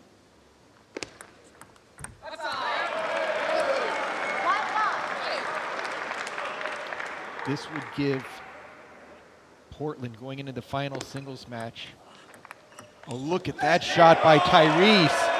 The long pips down the line.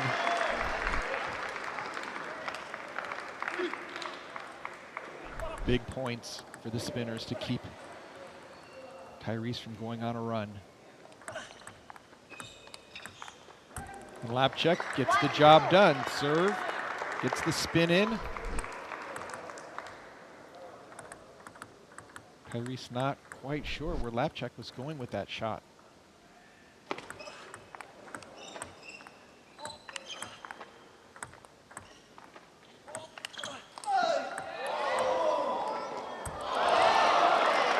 Lapchik hangs tough. It's got to be tough, though, when you're trying to send him deep, you're playing him short, and the ball just keeps coming back. Yeah, that's very difficult to keep your forehand into play. Lapchik doing a nice job of drop shotting. Oh, Lapchik tried that side spin push. Tyrese was not having any issue at all. Going out to his forehand, that's where Tyrese would love to see the ball.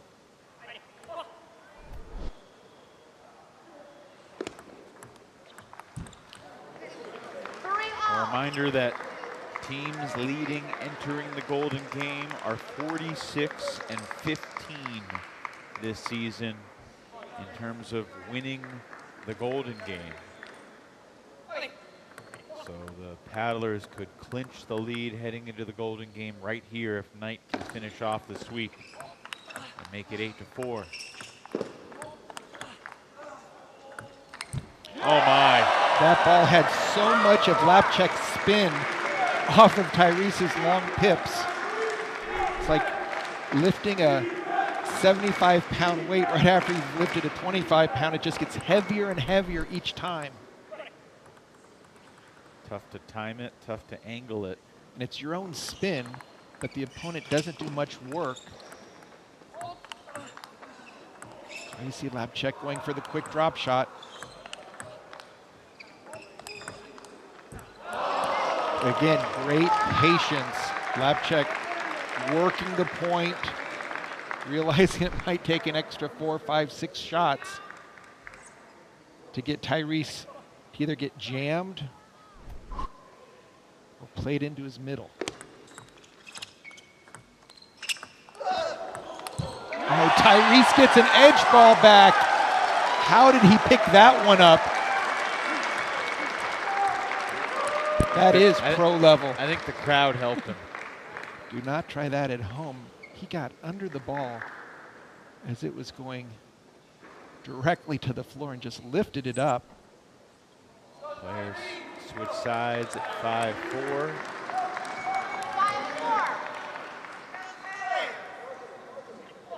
Wajideo Matayo and Jiwei Shah taking the table next. 5-all now. As much fun as it is to watch Tyrese play, Andre has stayed with him point for point. He has not gone away. Trying to salvage 1 point out of this for the Spinners. Now he's got a lead. Tyrese looks unsure of himself right now, whether he should be forcing the attack or staying on the defense. But Lapchik's doing a very commendable job.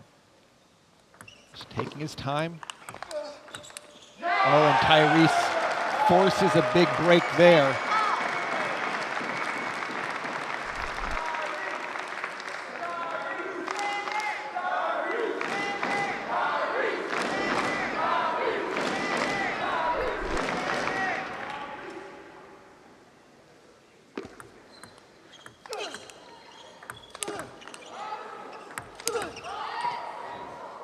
Like the players changed roles that point. Lapchik going on the D. Tyrese pinning him to the backcourt.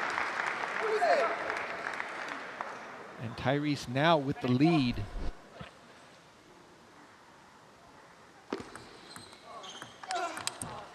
And that was a big opening loop by Knight. Lapchik had it to block for a winner, but again, caught the top of the net.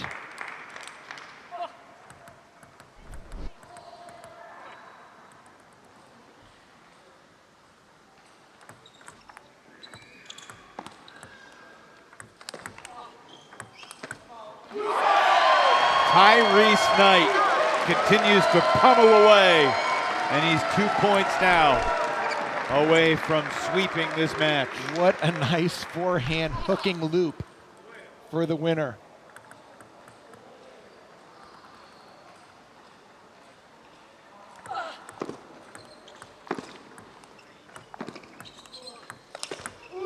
Too good. Tyrese, no question, he's going for the forehands right now. What a comeback here in game 3. Game points. Not over yet. Tyrese has to be careful. You don't want to rush a string of points.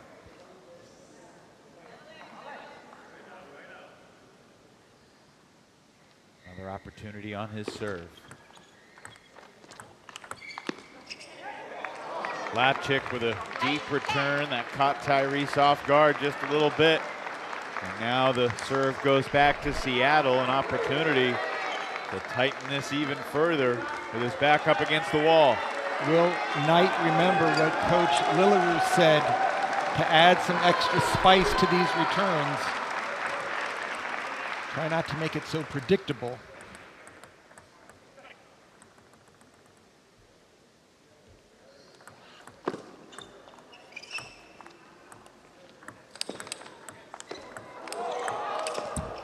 Not over yet. Both players just upping their game. Lapchik playing great counterattacks from the backcourt, keeping the forehand going. I think moments like this are exactly what Flint Lane had in mind when he created Major League Table Tennis. Packed house, 10-9. Pacific Northwest rivalry, bragging rights at stake. Lapchik serves. And we got a golden point again. This is the 5th golden point in the 12 games we've seen in this match so far between Seattle and Portland. Tyrese had the game on his paddle at 10-6. And he closes it out with a massive forehand winner. Tyrese triumphs.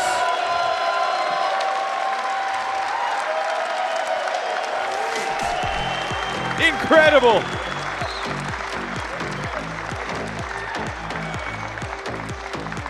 Talk about going for the goods. What a moment for the Portland Paddlers here at home.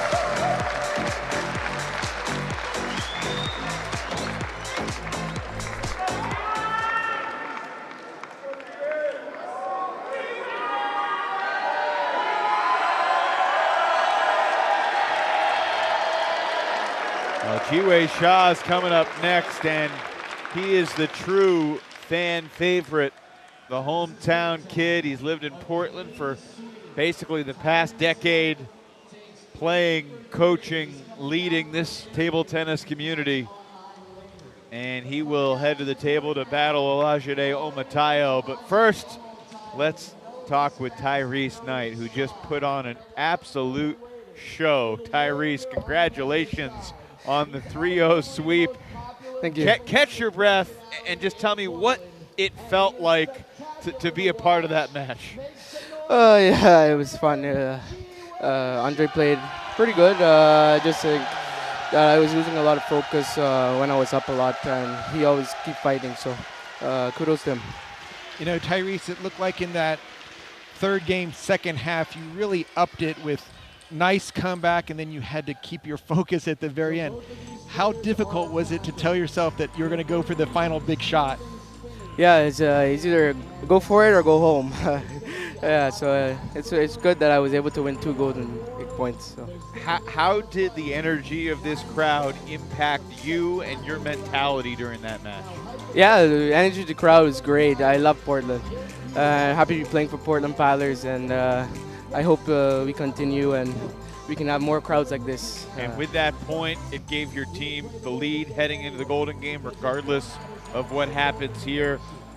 It's been a long time since the Portland Paddlers have tasted victory. What's the key to closing this thing out tonight? Yeah, I hope we can close it today. We're leading by a big score right now.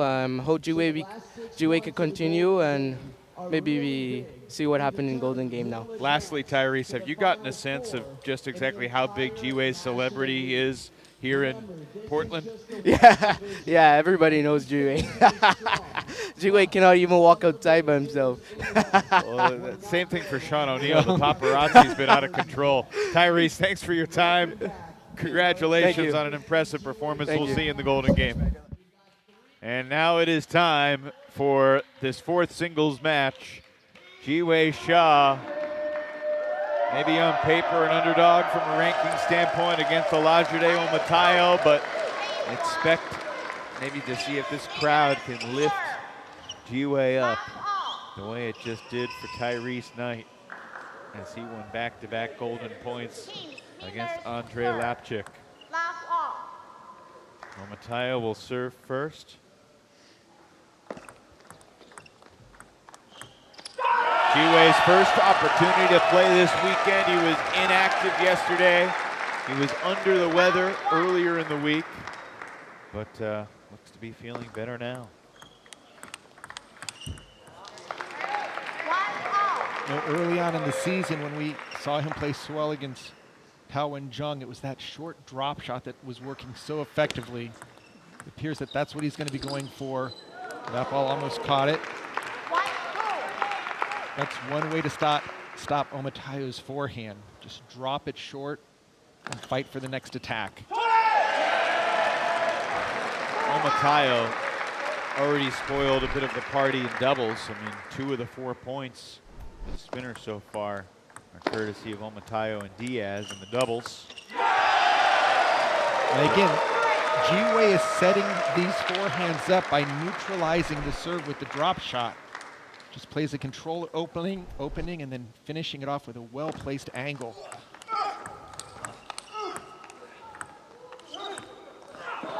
Both players deciding they're only going to use their forehand from the backcourt and just running all over the place. Oh, there's a backhand.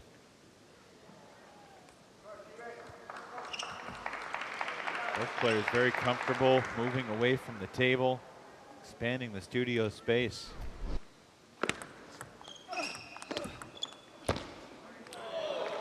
Only thing this night is missing is a little cowbell.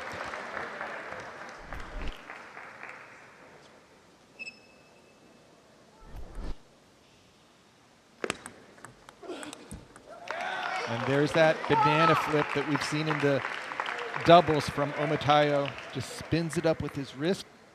A lot of side spin on the ball.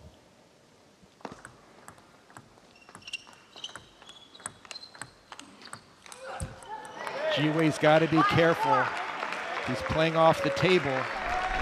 He can't get too far because that ball drops so fast. Tough to drive the ball as it's nearing your ankles.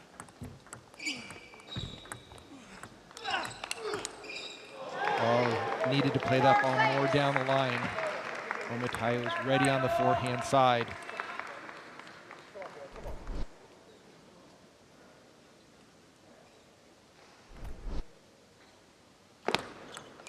Oh, what a great serve, surprise down the line. Presence of mind. Changed the direction and the depth. He didn't put too much power on it. He didn't have to. Just the location alone caught Omatayo off guard. And Jiwei's backhand is rock solid. 6-all, game 1.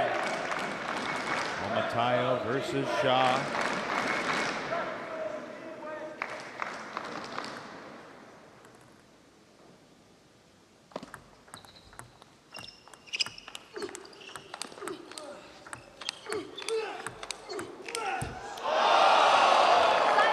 Great play. Omatayo sticking on the forehand. Jiwei attempting not one but two big backhands from the back court.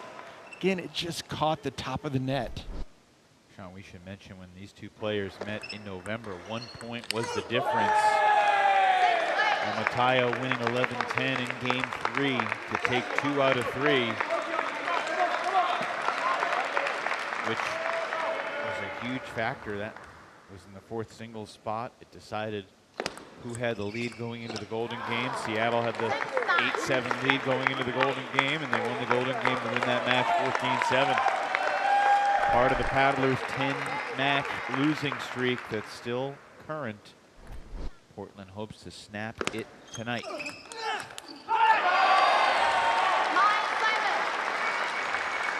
Meanwhile, we're talking so much about Jiwei's perspective, but Olajide Omatayo certainly was not rattled by the crowd during the doubles, and he's 2 points away from taking game 1.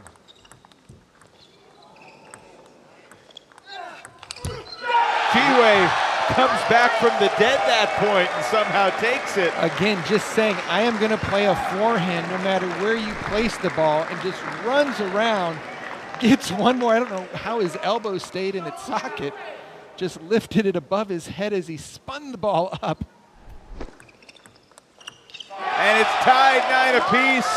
So he caught the ball off the edge of his paddle, but it doesn't matter because it's a winner.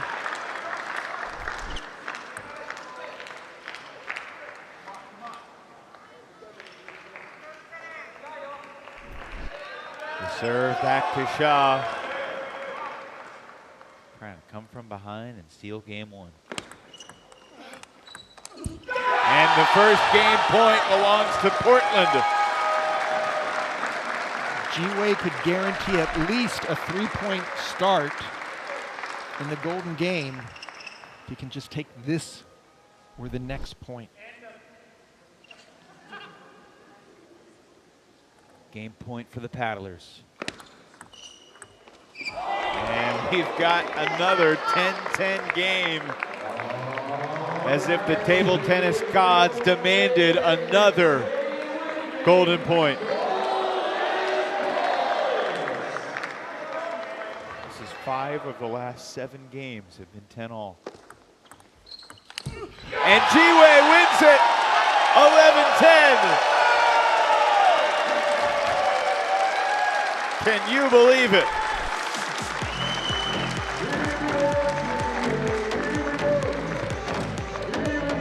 I'm telling you, Sean, somehow, some way, the crowd is willing the Paddlers to one tight, narrow victory after another. And my, this team ready to celebrate.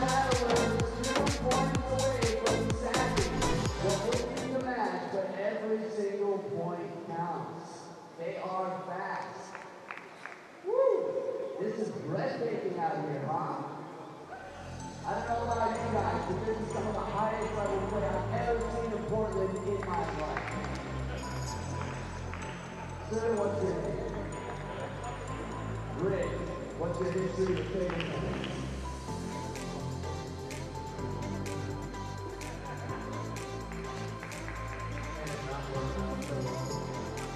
Years more. You can do it, Rick. I like it. 14 years is not enough. No problem. No problem. Quality over quality. We will see. There's been plenty to cheer for here at the Expo Center tonight. The MLTT 2024 schedule continues 2 weeks from now in Winter Haven, Florida. Get your tickets at mltt.com/tickets. And if you're enjoying the action in Portland, you're in the Pacific Northwest, we'll be up in Everett, Washington, just outside of Seattle, 4 weeks from now. Game 2 underway between Shah and Omatayo, and a fortuitous edge ball. Shah apologetic, but the fans not so much. They'll enjoy it and take the point.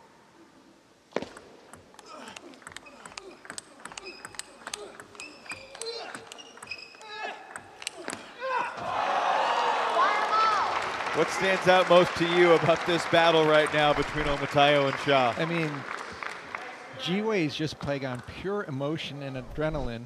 Omatayo is just trying to set up his forehand.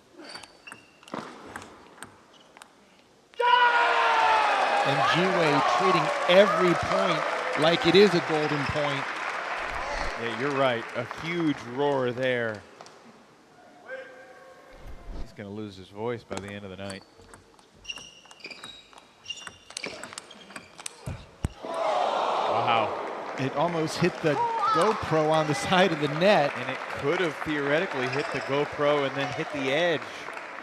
That would be a legal shot. Yep. It's considered part of the net support.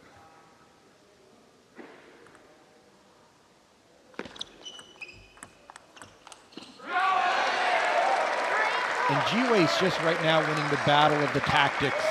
He's getting his first loop in. We're not seeing Omatayo's strong forehand like we've seen. Often playing balls below the top of the net.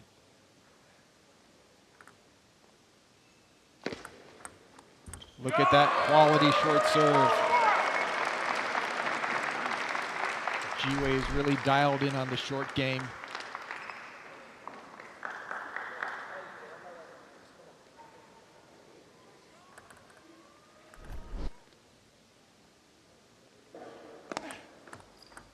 Again, great drop shot. That ball's not coming off the edge of the table very deep.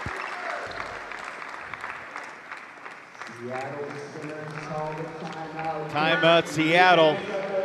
Omatayo's falling behind 5-2. Let's listen in with Luba Sadovska. Trying too hard, yeah. You have to change something. Maybe what you feel, whatever you feel, but the thing is the guy moving so early already on forehand like this. He's already here. So what do you suggest? You have to be more active. You can make long. If you make long, he will not make so long. He will give it a little bit higher, but you have to go. What you did in the beginning was very good. You put him in the backhand stuck a little bit, and you send him wide. Yeah, backhand, and then wide forehand. Yeah. But you have to expect the ball to keep coming back over again. You have to play your game. He's playing his game on you, okay? You have to be more active. Yeah. Also, right now, after the serve, he's waiting only for that. You can open, no problem. You can play open game. Let's see what happens. Yeah, let's go. Let's go. Positive now. Let's go. Coach Luba and player coach Nikhil imparting their wisdom on Olajide. And like what they said, he's playing his game, you have to play your game. Exactly. And as Omatayo came back there, it almost felt like he had no answer of what was going on. He's going to a backhand serve. And G-Way's not having much difficulty blocking Omatayo's first loop. Just controlling the ball, keeping it low.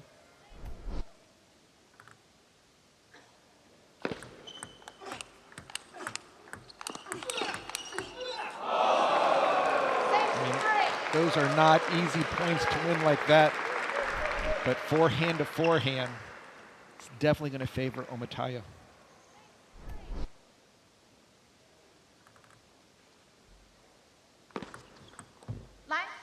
it was Nikhil that said to Olajide, you have to expect the ball to keep coming back.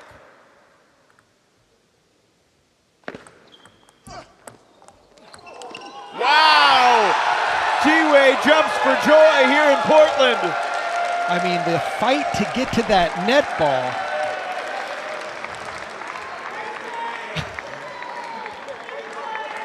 Can you believe that? I want some of what he's taken.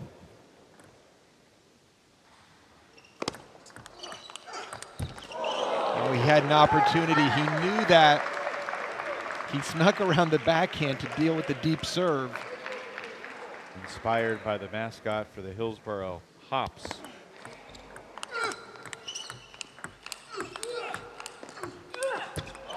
And that's going to be a tough situation for G-Way. His first loop has a ton of spin, but in the backcourt, he needs to put a lot more power behind it. I'll just say, Sean, it is so much fun to be here with this crowd, with this atmosphere. These Portland fans deserve incredible thanks and gratitude for creating this environment. Well, they love their table tennis, and they love G-Way, so. And you've known G-Way for a very long time, right? When did you first meet G-Way? Right when he moved out here. I got out to Portland 2015? about 17 years ago, so. He came to the U.S. in 2011. So I was already out here, but right now, this is all G-Way Shah as he's looking to potentially give Portland a chance to start the golden game with max points, which is what he said was the toughest thing to deal with in Rock Hill, going out for the golden game and always being down.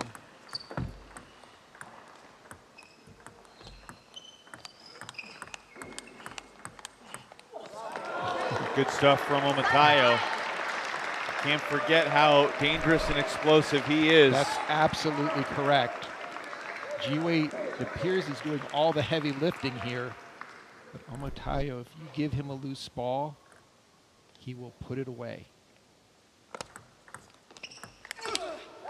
There's a pop-up. You can see the power on the backhand side. If it gets to 9-8 with Omatayo ahead, do you think we get a... Well, I was asking if we get a timeout from Portland, but I'm not sure they have a timeout left. Don't think they do. And Omatayo going for it on the serve. For G-Way again, those are great points to win when he doesn't have to run around and cover the net balls. And he gets another one. 2 points directly off the serve. And now he has a chance. Definitely look for him to try to control these serves short. Was it Nikhil Kumar who said, don't be afraid to serve out, because he's expecting the short ball.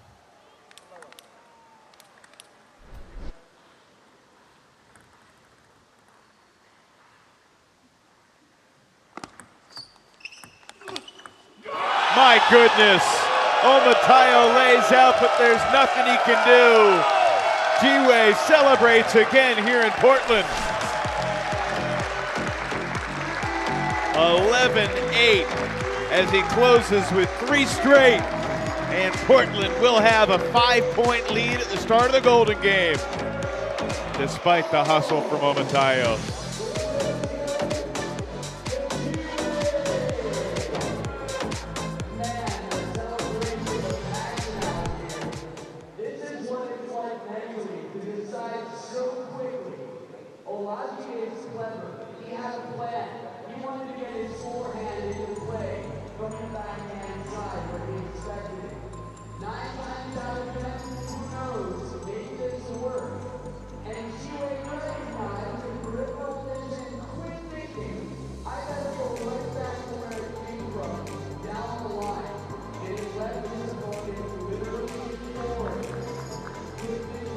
The other key designated driver, talks his own, got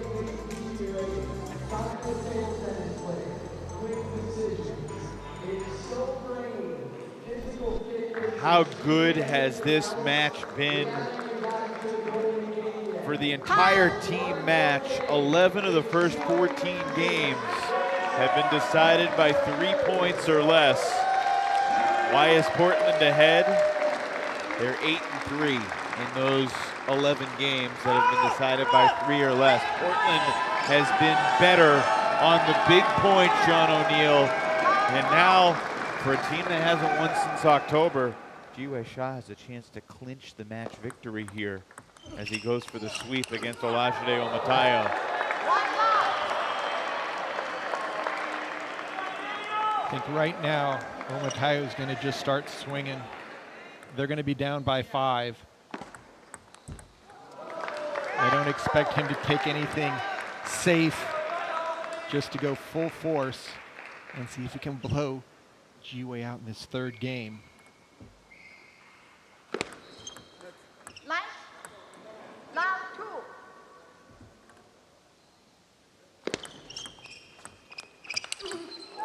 That's ridiculous. I'll second that. And he's just shaking his head thinking, why didn't I go for these bigger shots? While Ji-Wei was running all over the court.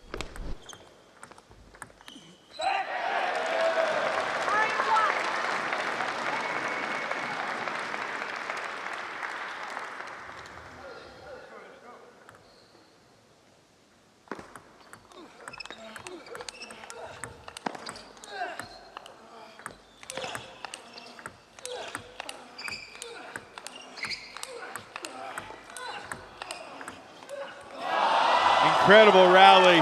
Omotaya outlasting Shaw. And Olajide he's going to excite the crowd a little bit. He's going to excite the giant of the crowd. Well, Evan, I just realized if Ji-Wei does come and win this game, Portland wins the overall match. Yes.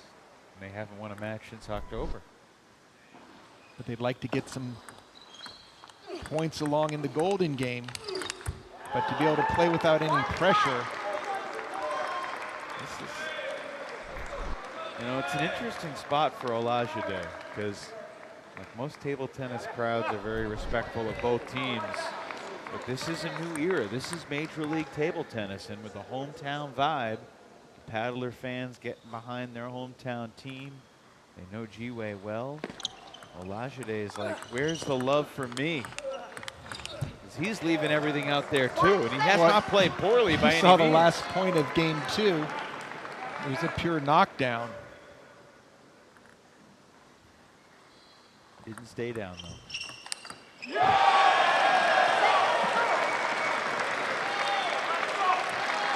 Ji-Wei was tired of playing a safe, spinny opening, and that time just pulled the trigger. But he is going to have to go for some big shots because right now trailing 7-2. Consistency isn't going to get it done.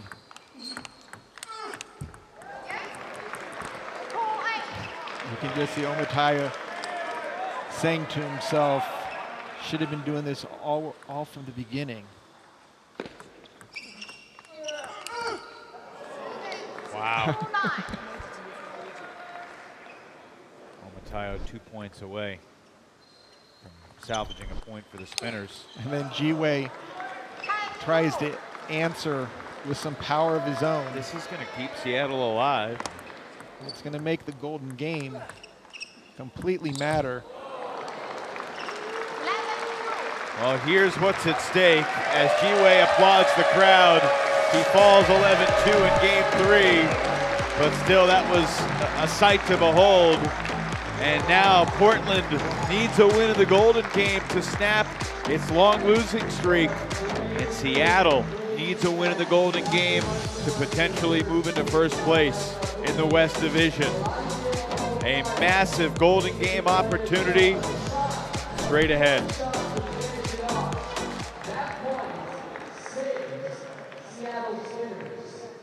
Now, I know sometimes when there's a big lead in sports, people get to their cars to beat the traffic. Here is why you cannot. Seattle Spinners are going to be down 0 points to 5 in a game to 21 points, which is the Golden game.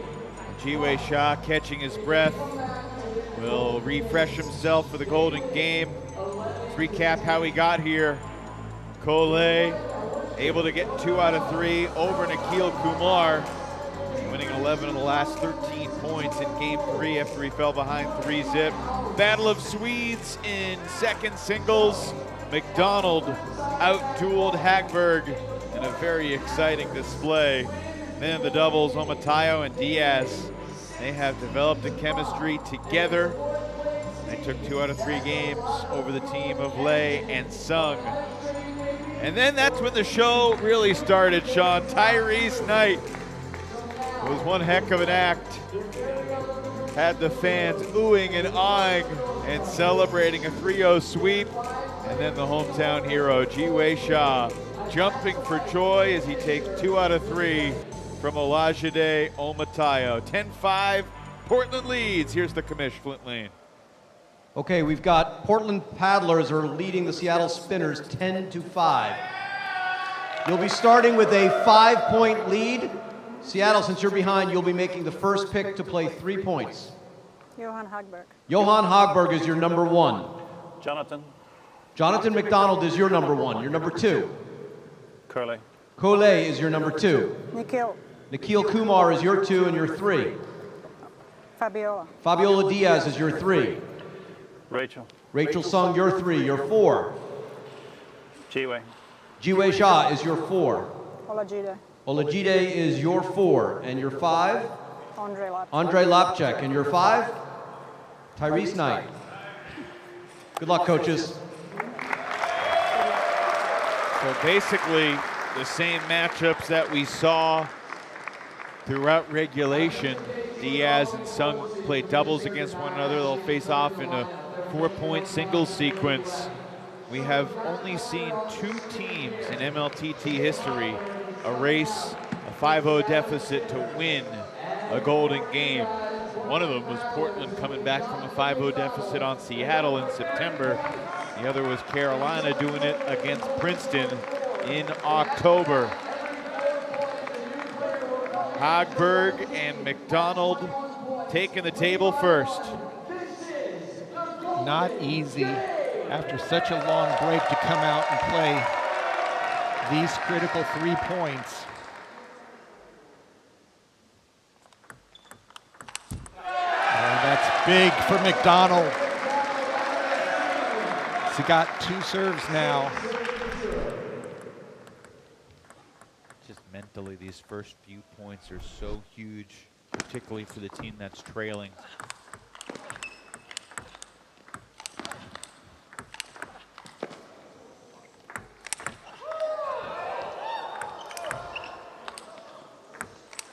And he missed it! Hagberg with an unspeakable defensive effort to stay alive. Unbelievable.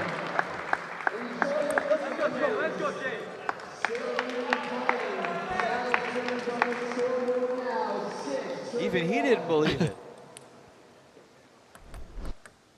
Remember that point when it looked like it was about to be 7-0.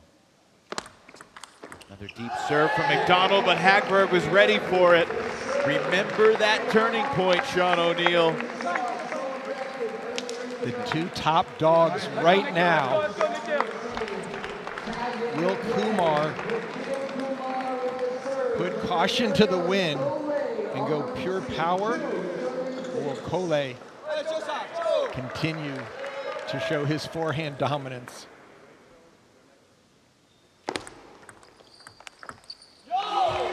And just like that, Seattle scored 3 straight.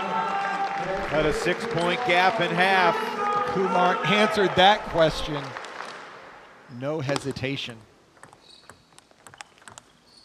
My goodness, can you believe this? 4 in a row for Seattle. Portland needs to play some offense after that missed lob. It's been all Seattle.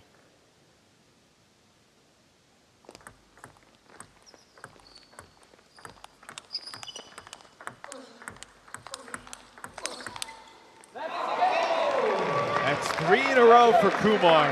5 straight since Hagberg outlasted McDonald when he had 5 chances to put the point away. Here's a chance for a golden sweep.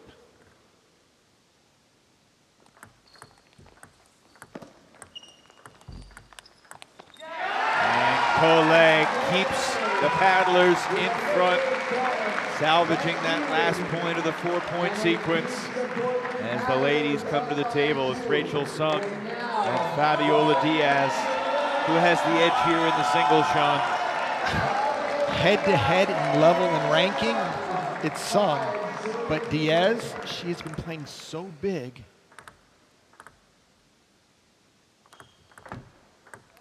That serve. See how aggressive Diaz is on the serve.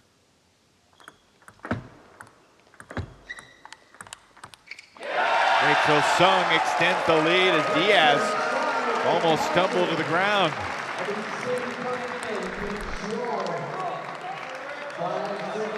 Diaz at the end of this point losing her balance. Did not go all the way down, kept her feet, but see how she responds, and my goodness, a swing and a miss on the serve. That hurts. The pressure, going for it, the thinnest of margins. Sung overheats that one. And her serve, it looked like she was just happy to put that serve on. After the disastrous start, Diaz could still salvage a 2-2 split. She can win this point, but it's into the net. Sung takes 3 out of 4. Just a big sense of relief on Rachel Sung's face. And now, Jiwei Shaw getting the crowd to its feet as he strolls back to the table. will we see more of the last third game with Omataya just going for it, or will Jiwei be able to create some offense? Yeah, Lapchik won 11 of the 13 points in the last game.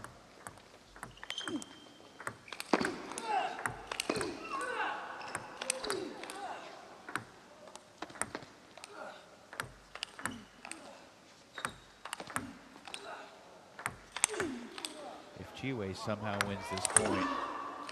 I mean, it's not possible. Is it that caught the edge, I thought. It caught the edge. The crowd celebrating, but Olajide catching the very edge of the edge after the marathon rally.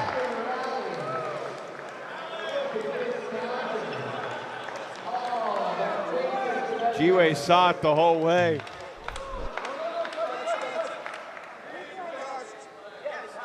Yeah. Yeah.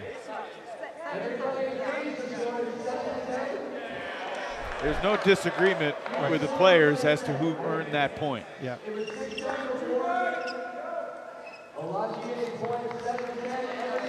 Astonishing defense for Shaw to stay in that point as long as he did. Seattle back within 3.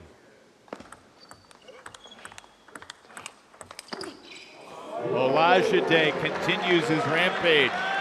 That's now 13 of the last 15 points against Jiwei Shaw. Just bringing the heat, much more confident. Jiwei needs to get at least one here to keep the paddlers in front as he hands the baton over to the next duo. There it is. And that's the type of margin that you want to keep. Do not want to let them tie it up. Jiwei gets the forehand in.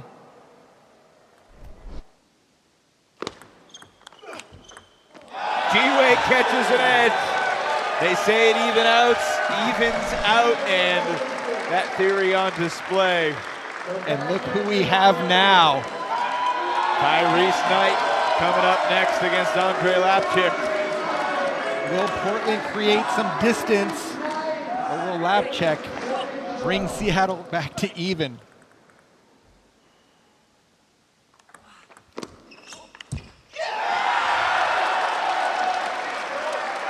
Evan, I think this is the biggest point right now.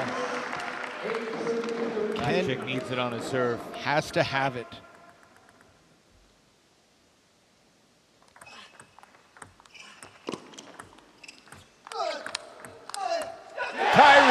takes it again.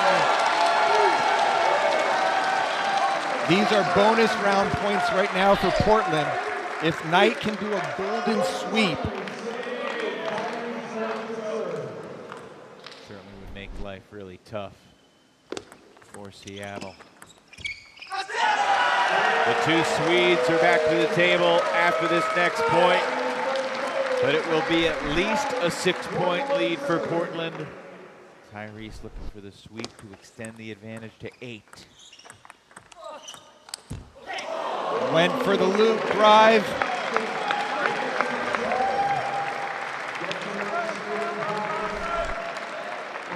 The Swedes return.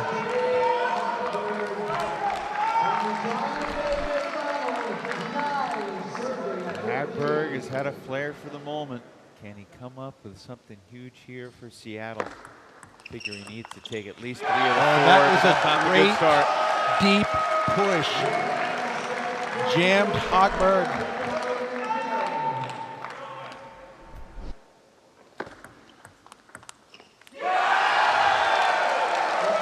McDonald takes both points on the receive.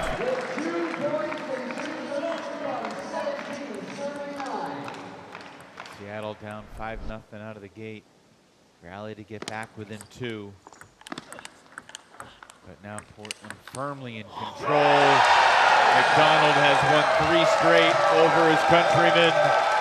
And Christian Lilyrose is ready to celebrate in front of these fans. McDonald really outperformed both in singles and here in the Golden Game for Portland.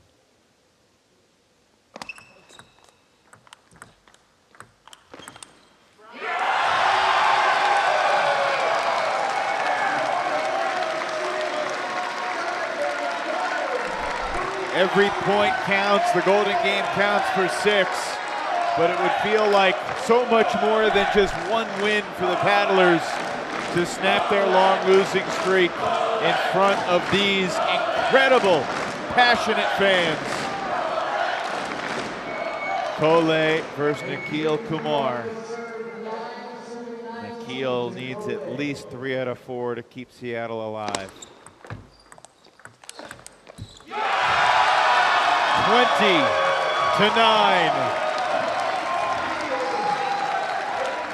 Remember when the score was 10-8? It's a 10-1 run since. And the Paddlers are on the brink. And it's over! The Portland Paddlers victorious tonight in front of these incredible fans at the Expo Center.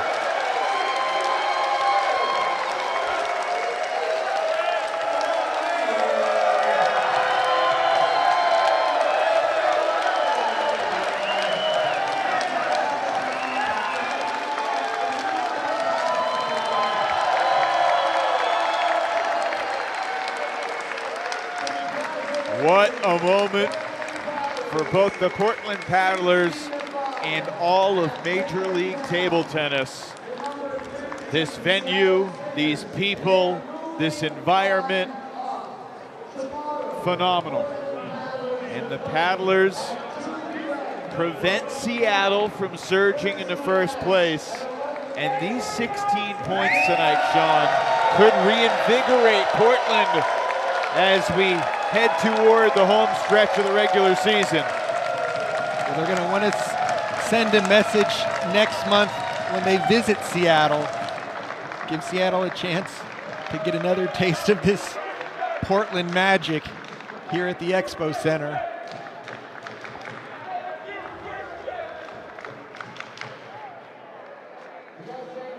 Well, Portland did not just win tonight. They roll by 11, 16-5. Christian Lilyrose, congratulations. This got to feel like a long time coming for you. Long time? How about amazingly long time? We have had a like 10-game streak of losses. I'm so missing you guys. Throughout this season, Christian, playing in front of your hometown fans has been sometimes a blessing, but also a bit of a curse. We saw Texas struggle. We saw Chicago struggle. Florida did not play well a couple weeks ago down in the Sunshine State. But this crowd tonight created an atmosphere unlike anything we've seen so far in this league. How did this crowd lift the Paddlers tonight? Now, the thing is that this crowd is beneficial for golden points on our end. I don't know how many times we play golden point. We lost one, I think, and we played maybe 5 that we won. You went 5-1 on golden points. 5-1, right, exactly. Unbelievable. No, the crowd was out of this world. I also noticed that there's been home disadvantage many times. And I was worried about that. Are we going to be nervous because we're home, or what is it going to be? But this was clearly home advantage. I mean, the crowd was like unbelievable. Didn't look like G-Way was nervous in front of these fans. He wasn't nervous. He was excited. He was excited, for sure. You know, Christian, I thought, of course, Tyrese Knight's 3-point sweep in the singles, but Jonatan McDonald, how big was he for the team tonight? Yeah, he was. He was. The thing is, it was an interesting thing is that, like, he played another sweep, you know, and they're all from the same club, and the same club that I'm from, too. It's kind of interesting. We have 3 from the same club playing each other, kind of, right? So the thing with Johan Hagberg, he's all about serve. And the interesting with McDonald's, he's all about serve return. So it was like serve against serve return, and the serve return won today. Well, today was the day for the teams that were currently in 3rd and 4th place in the West Division. Texas over the Bay Area Blasters, and you guys take it over Seattle. How do you build on this going forward with 7 more matches remaining in the regular season? Yeah, this was a boost. I mean, we were lucky that Seattle took out Serene, the number 1 player. We were lucky. But we kind of countered that because we looked pretty bad on paper, right? So I would have done it too if I was Seattle's place. But we were turning it around, so we were lucky to have their best player on against us.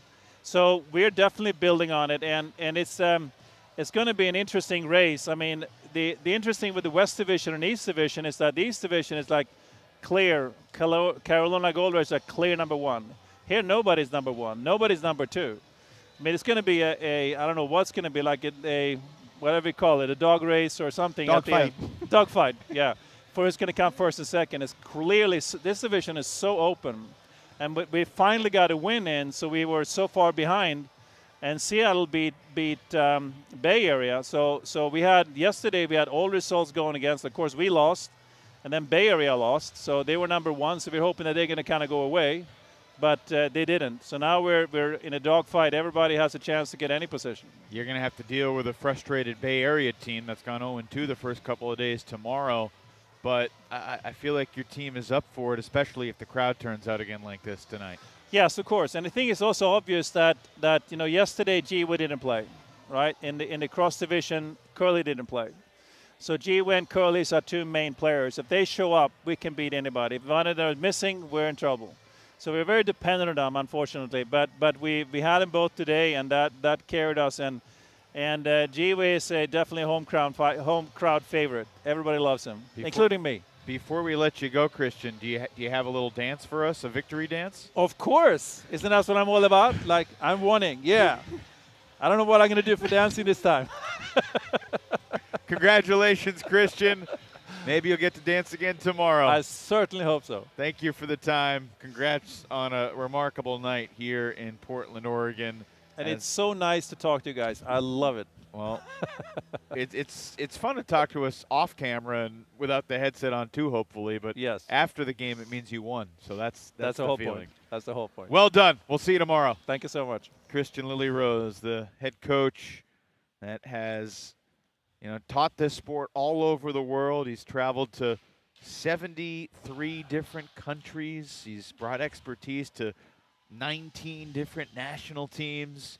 Here's the updated standings, Sean. And look, as we're seeing some lopsided results with Texas on the rise, Portland rising after scoring 16 out of the 21 possible points tonight. And I know it's a long road back, but they're certainly far from out of the chase as we head toward February and March. And we can't finish the evening without a conversation with Ji-Wei Shah, the man of the hour here in the city of Portland. Ji-Wei, congratulations. What did it feel like to play in front of these fans?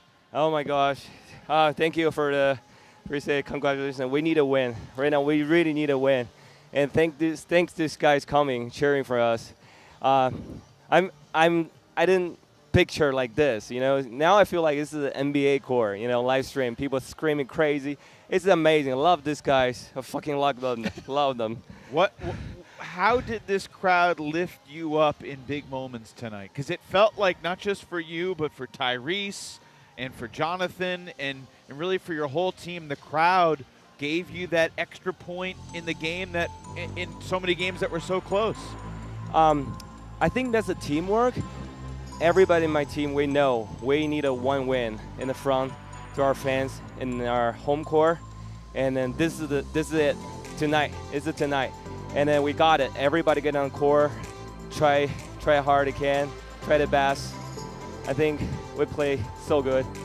I don't know, man. I'm so excited. I don't know what I'm talking about right now. So, Ji-Wei, how are you going to maybe come down to ground earth for tomorrow? Tomorrow is another opportunity. Hopefully the fans will come out with the same amount of energy. What will you be doing between now and tomorrow just to kind of calm yourself down since you're on such a high mountain? I think I need a couple beer right now to calm down. No, I'm just kidding. I'm still sake. I think more important thing for tomorrow, we have to play our games and, you know, make fun. Make the leagues fun. Not just for, well, of course, everybody looking for a win. We're looking for a win, but not just a win, right? It was just play for fun. People like this just cheering for us. I think we go back, have a meeting right now, and then we're going to come down and think about tomorrow's strategy against the Bay Area. I think, again, we need a win. We need to come back to this core. Love it. Ji-Wei, we'll let you catch your breath. Go enjoy the rest of the evening with your fans. We'll see you tomorrow. Thank you so much. Thank you, guys. Thank you, Ji-Wei. Congratulations. What a night, Sean. I mean, you're a hometown Portland guy. You got a smile on your face. Put a bow on this evening for me. I mean, table tennis has never been more alive in Portland, and the Paddlers did their job, got the W. I can't wait for the matches tomorrow. Tickets still available. 11 a.m. local time is when we'll get started. Texas will be trying to go 3-0 this weekend. They'll take on a Seattle team that was just a point here, a point there away from moving into first place tonight. Instead, they got the red-hot Texas Smash. And then at 2 p.m. local time tomorrow, the hometown Portland Paddlers will take on the Bay Area Blasters to wrap up our weekend here in Oregon. Thanks so much for spending some time with us tonight. It was memorable in so many ways. For Sean O'Neill and our entire production crew, I'm Evan Lepler saying good night after a historic night of Major League Table Tennis. The Portland Paddlers are off the schneid in front of this amazing crowd.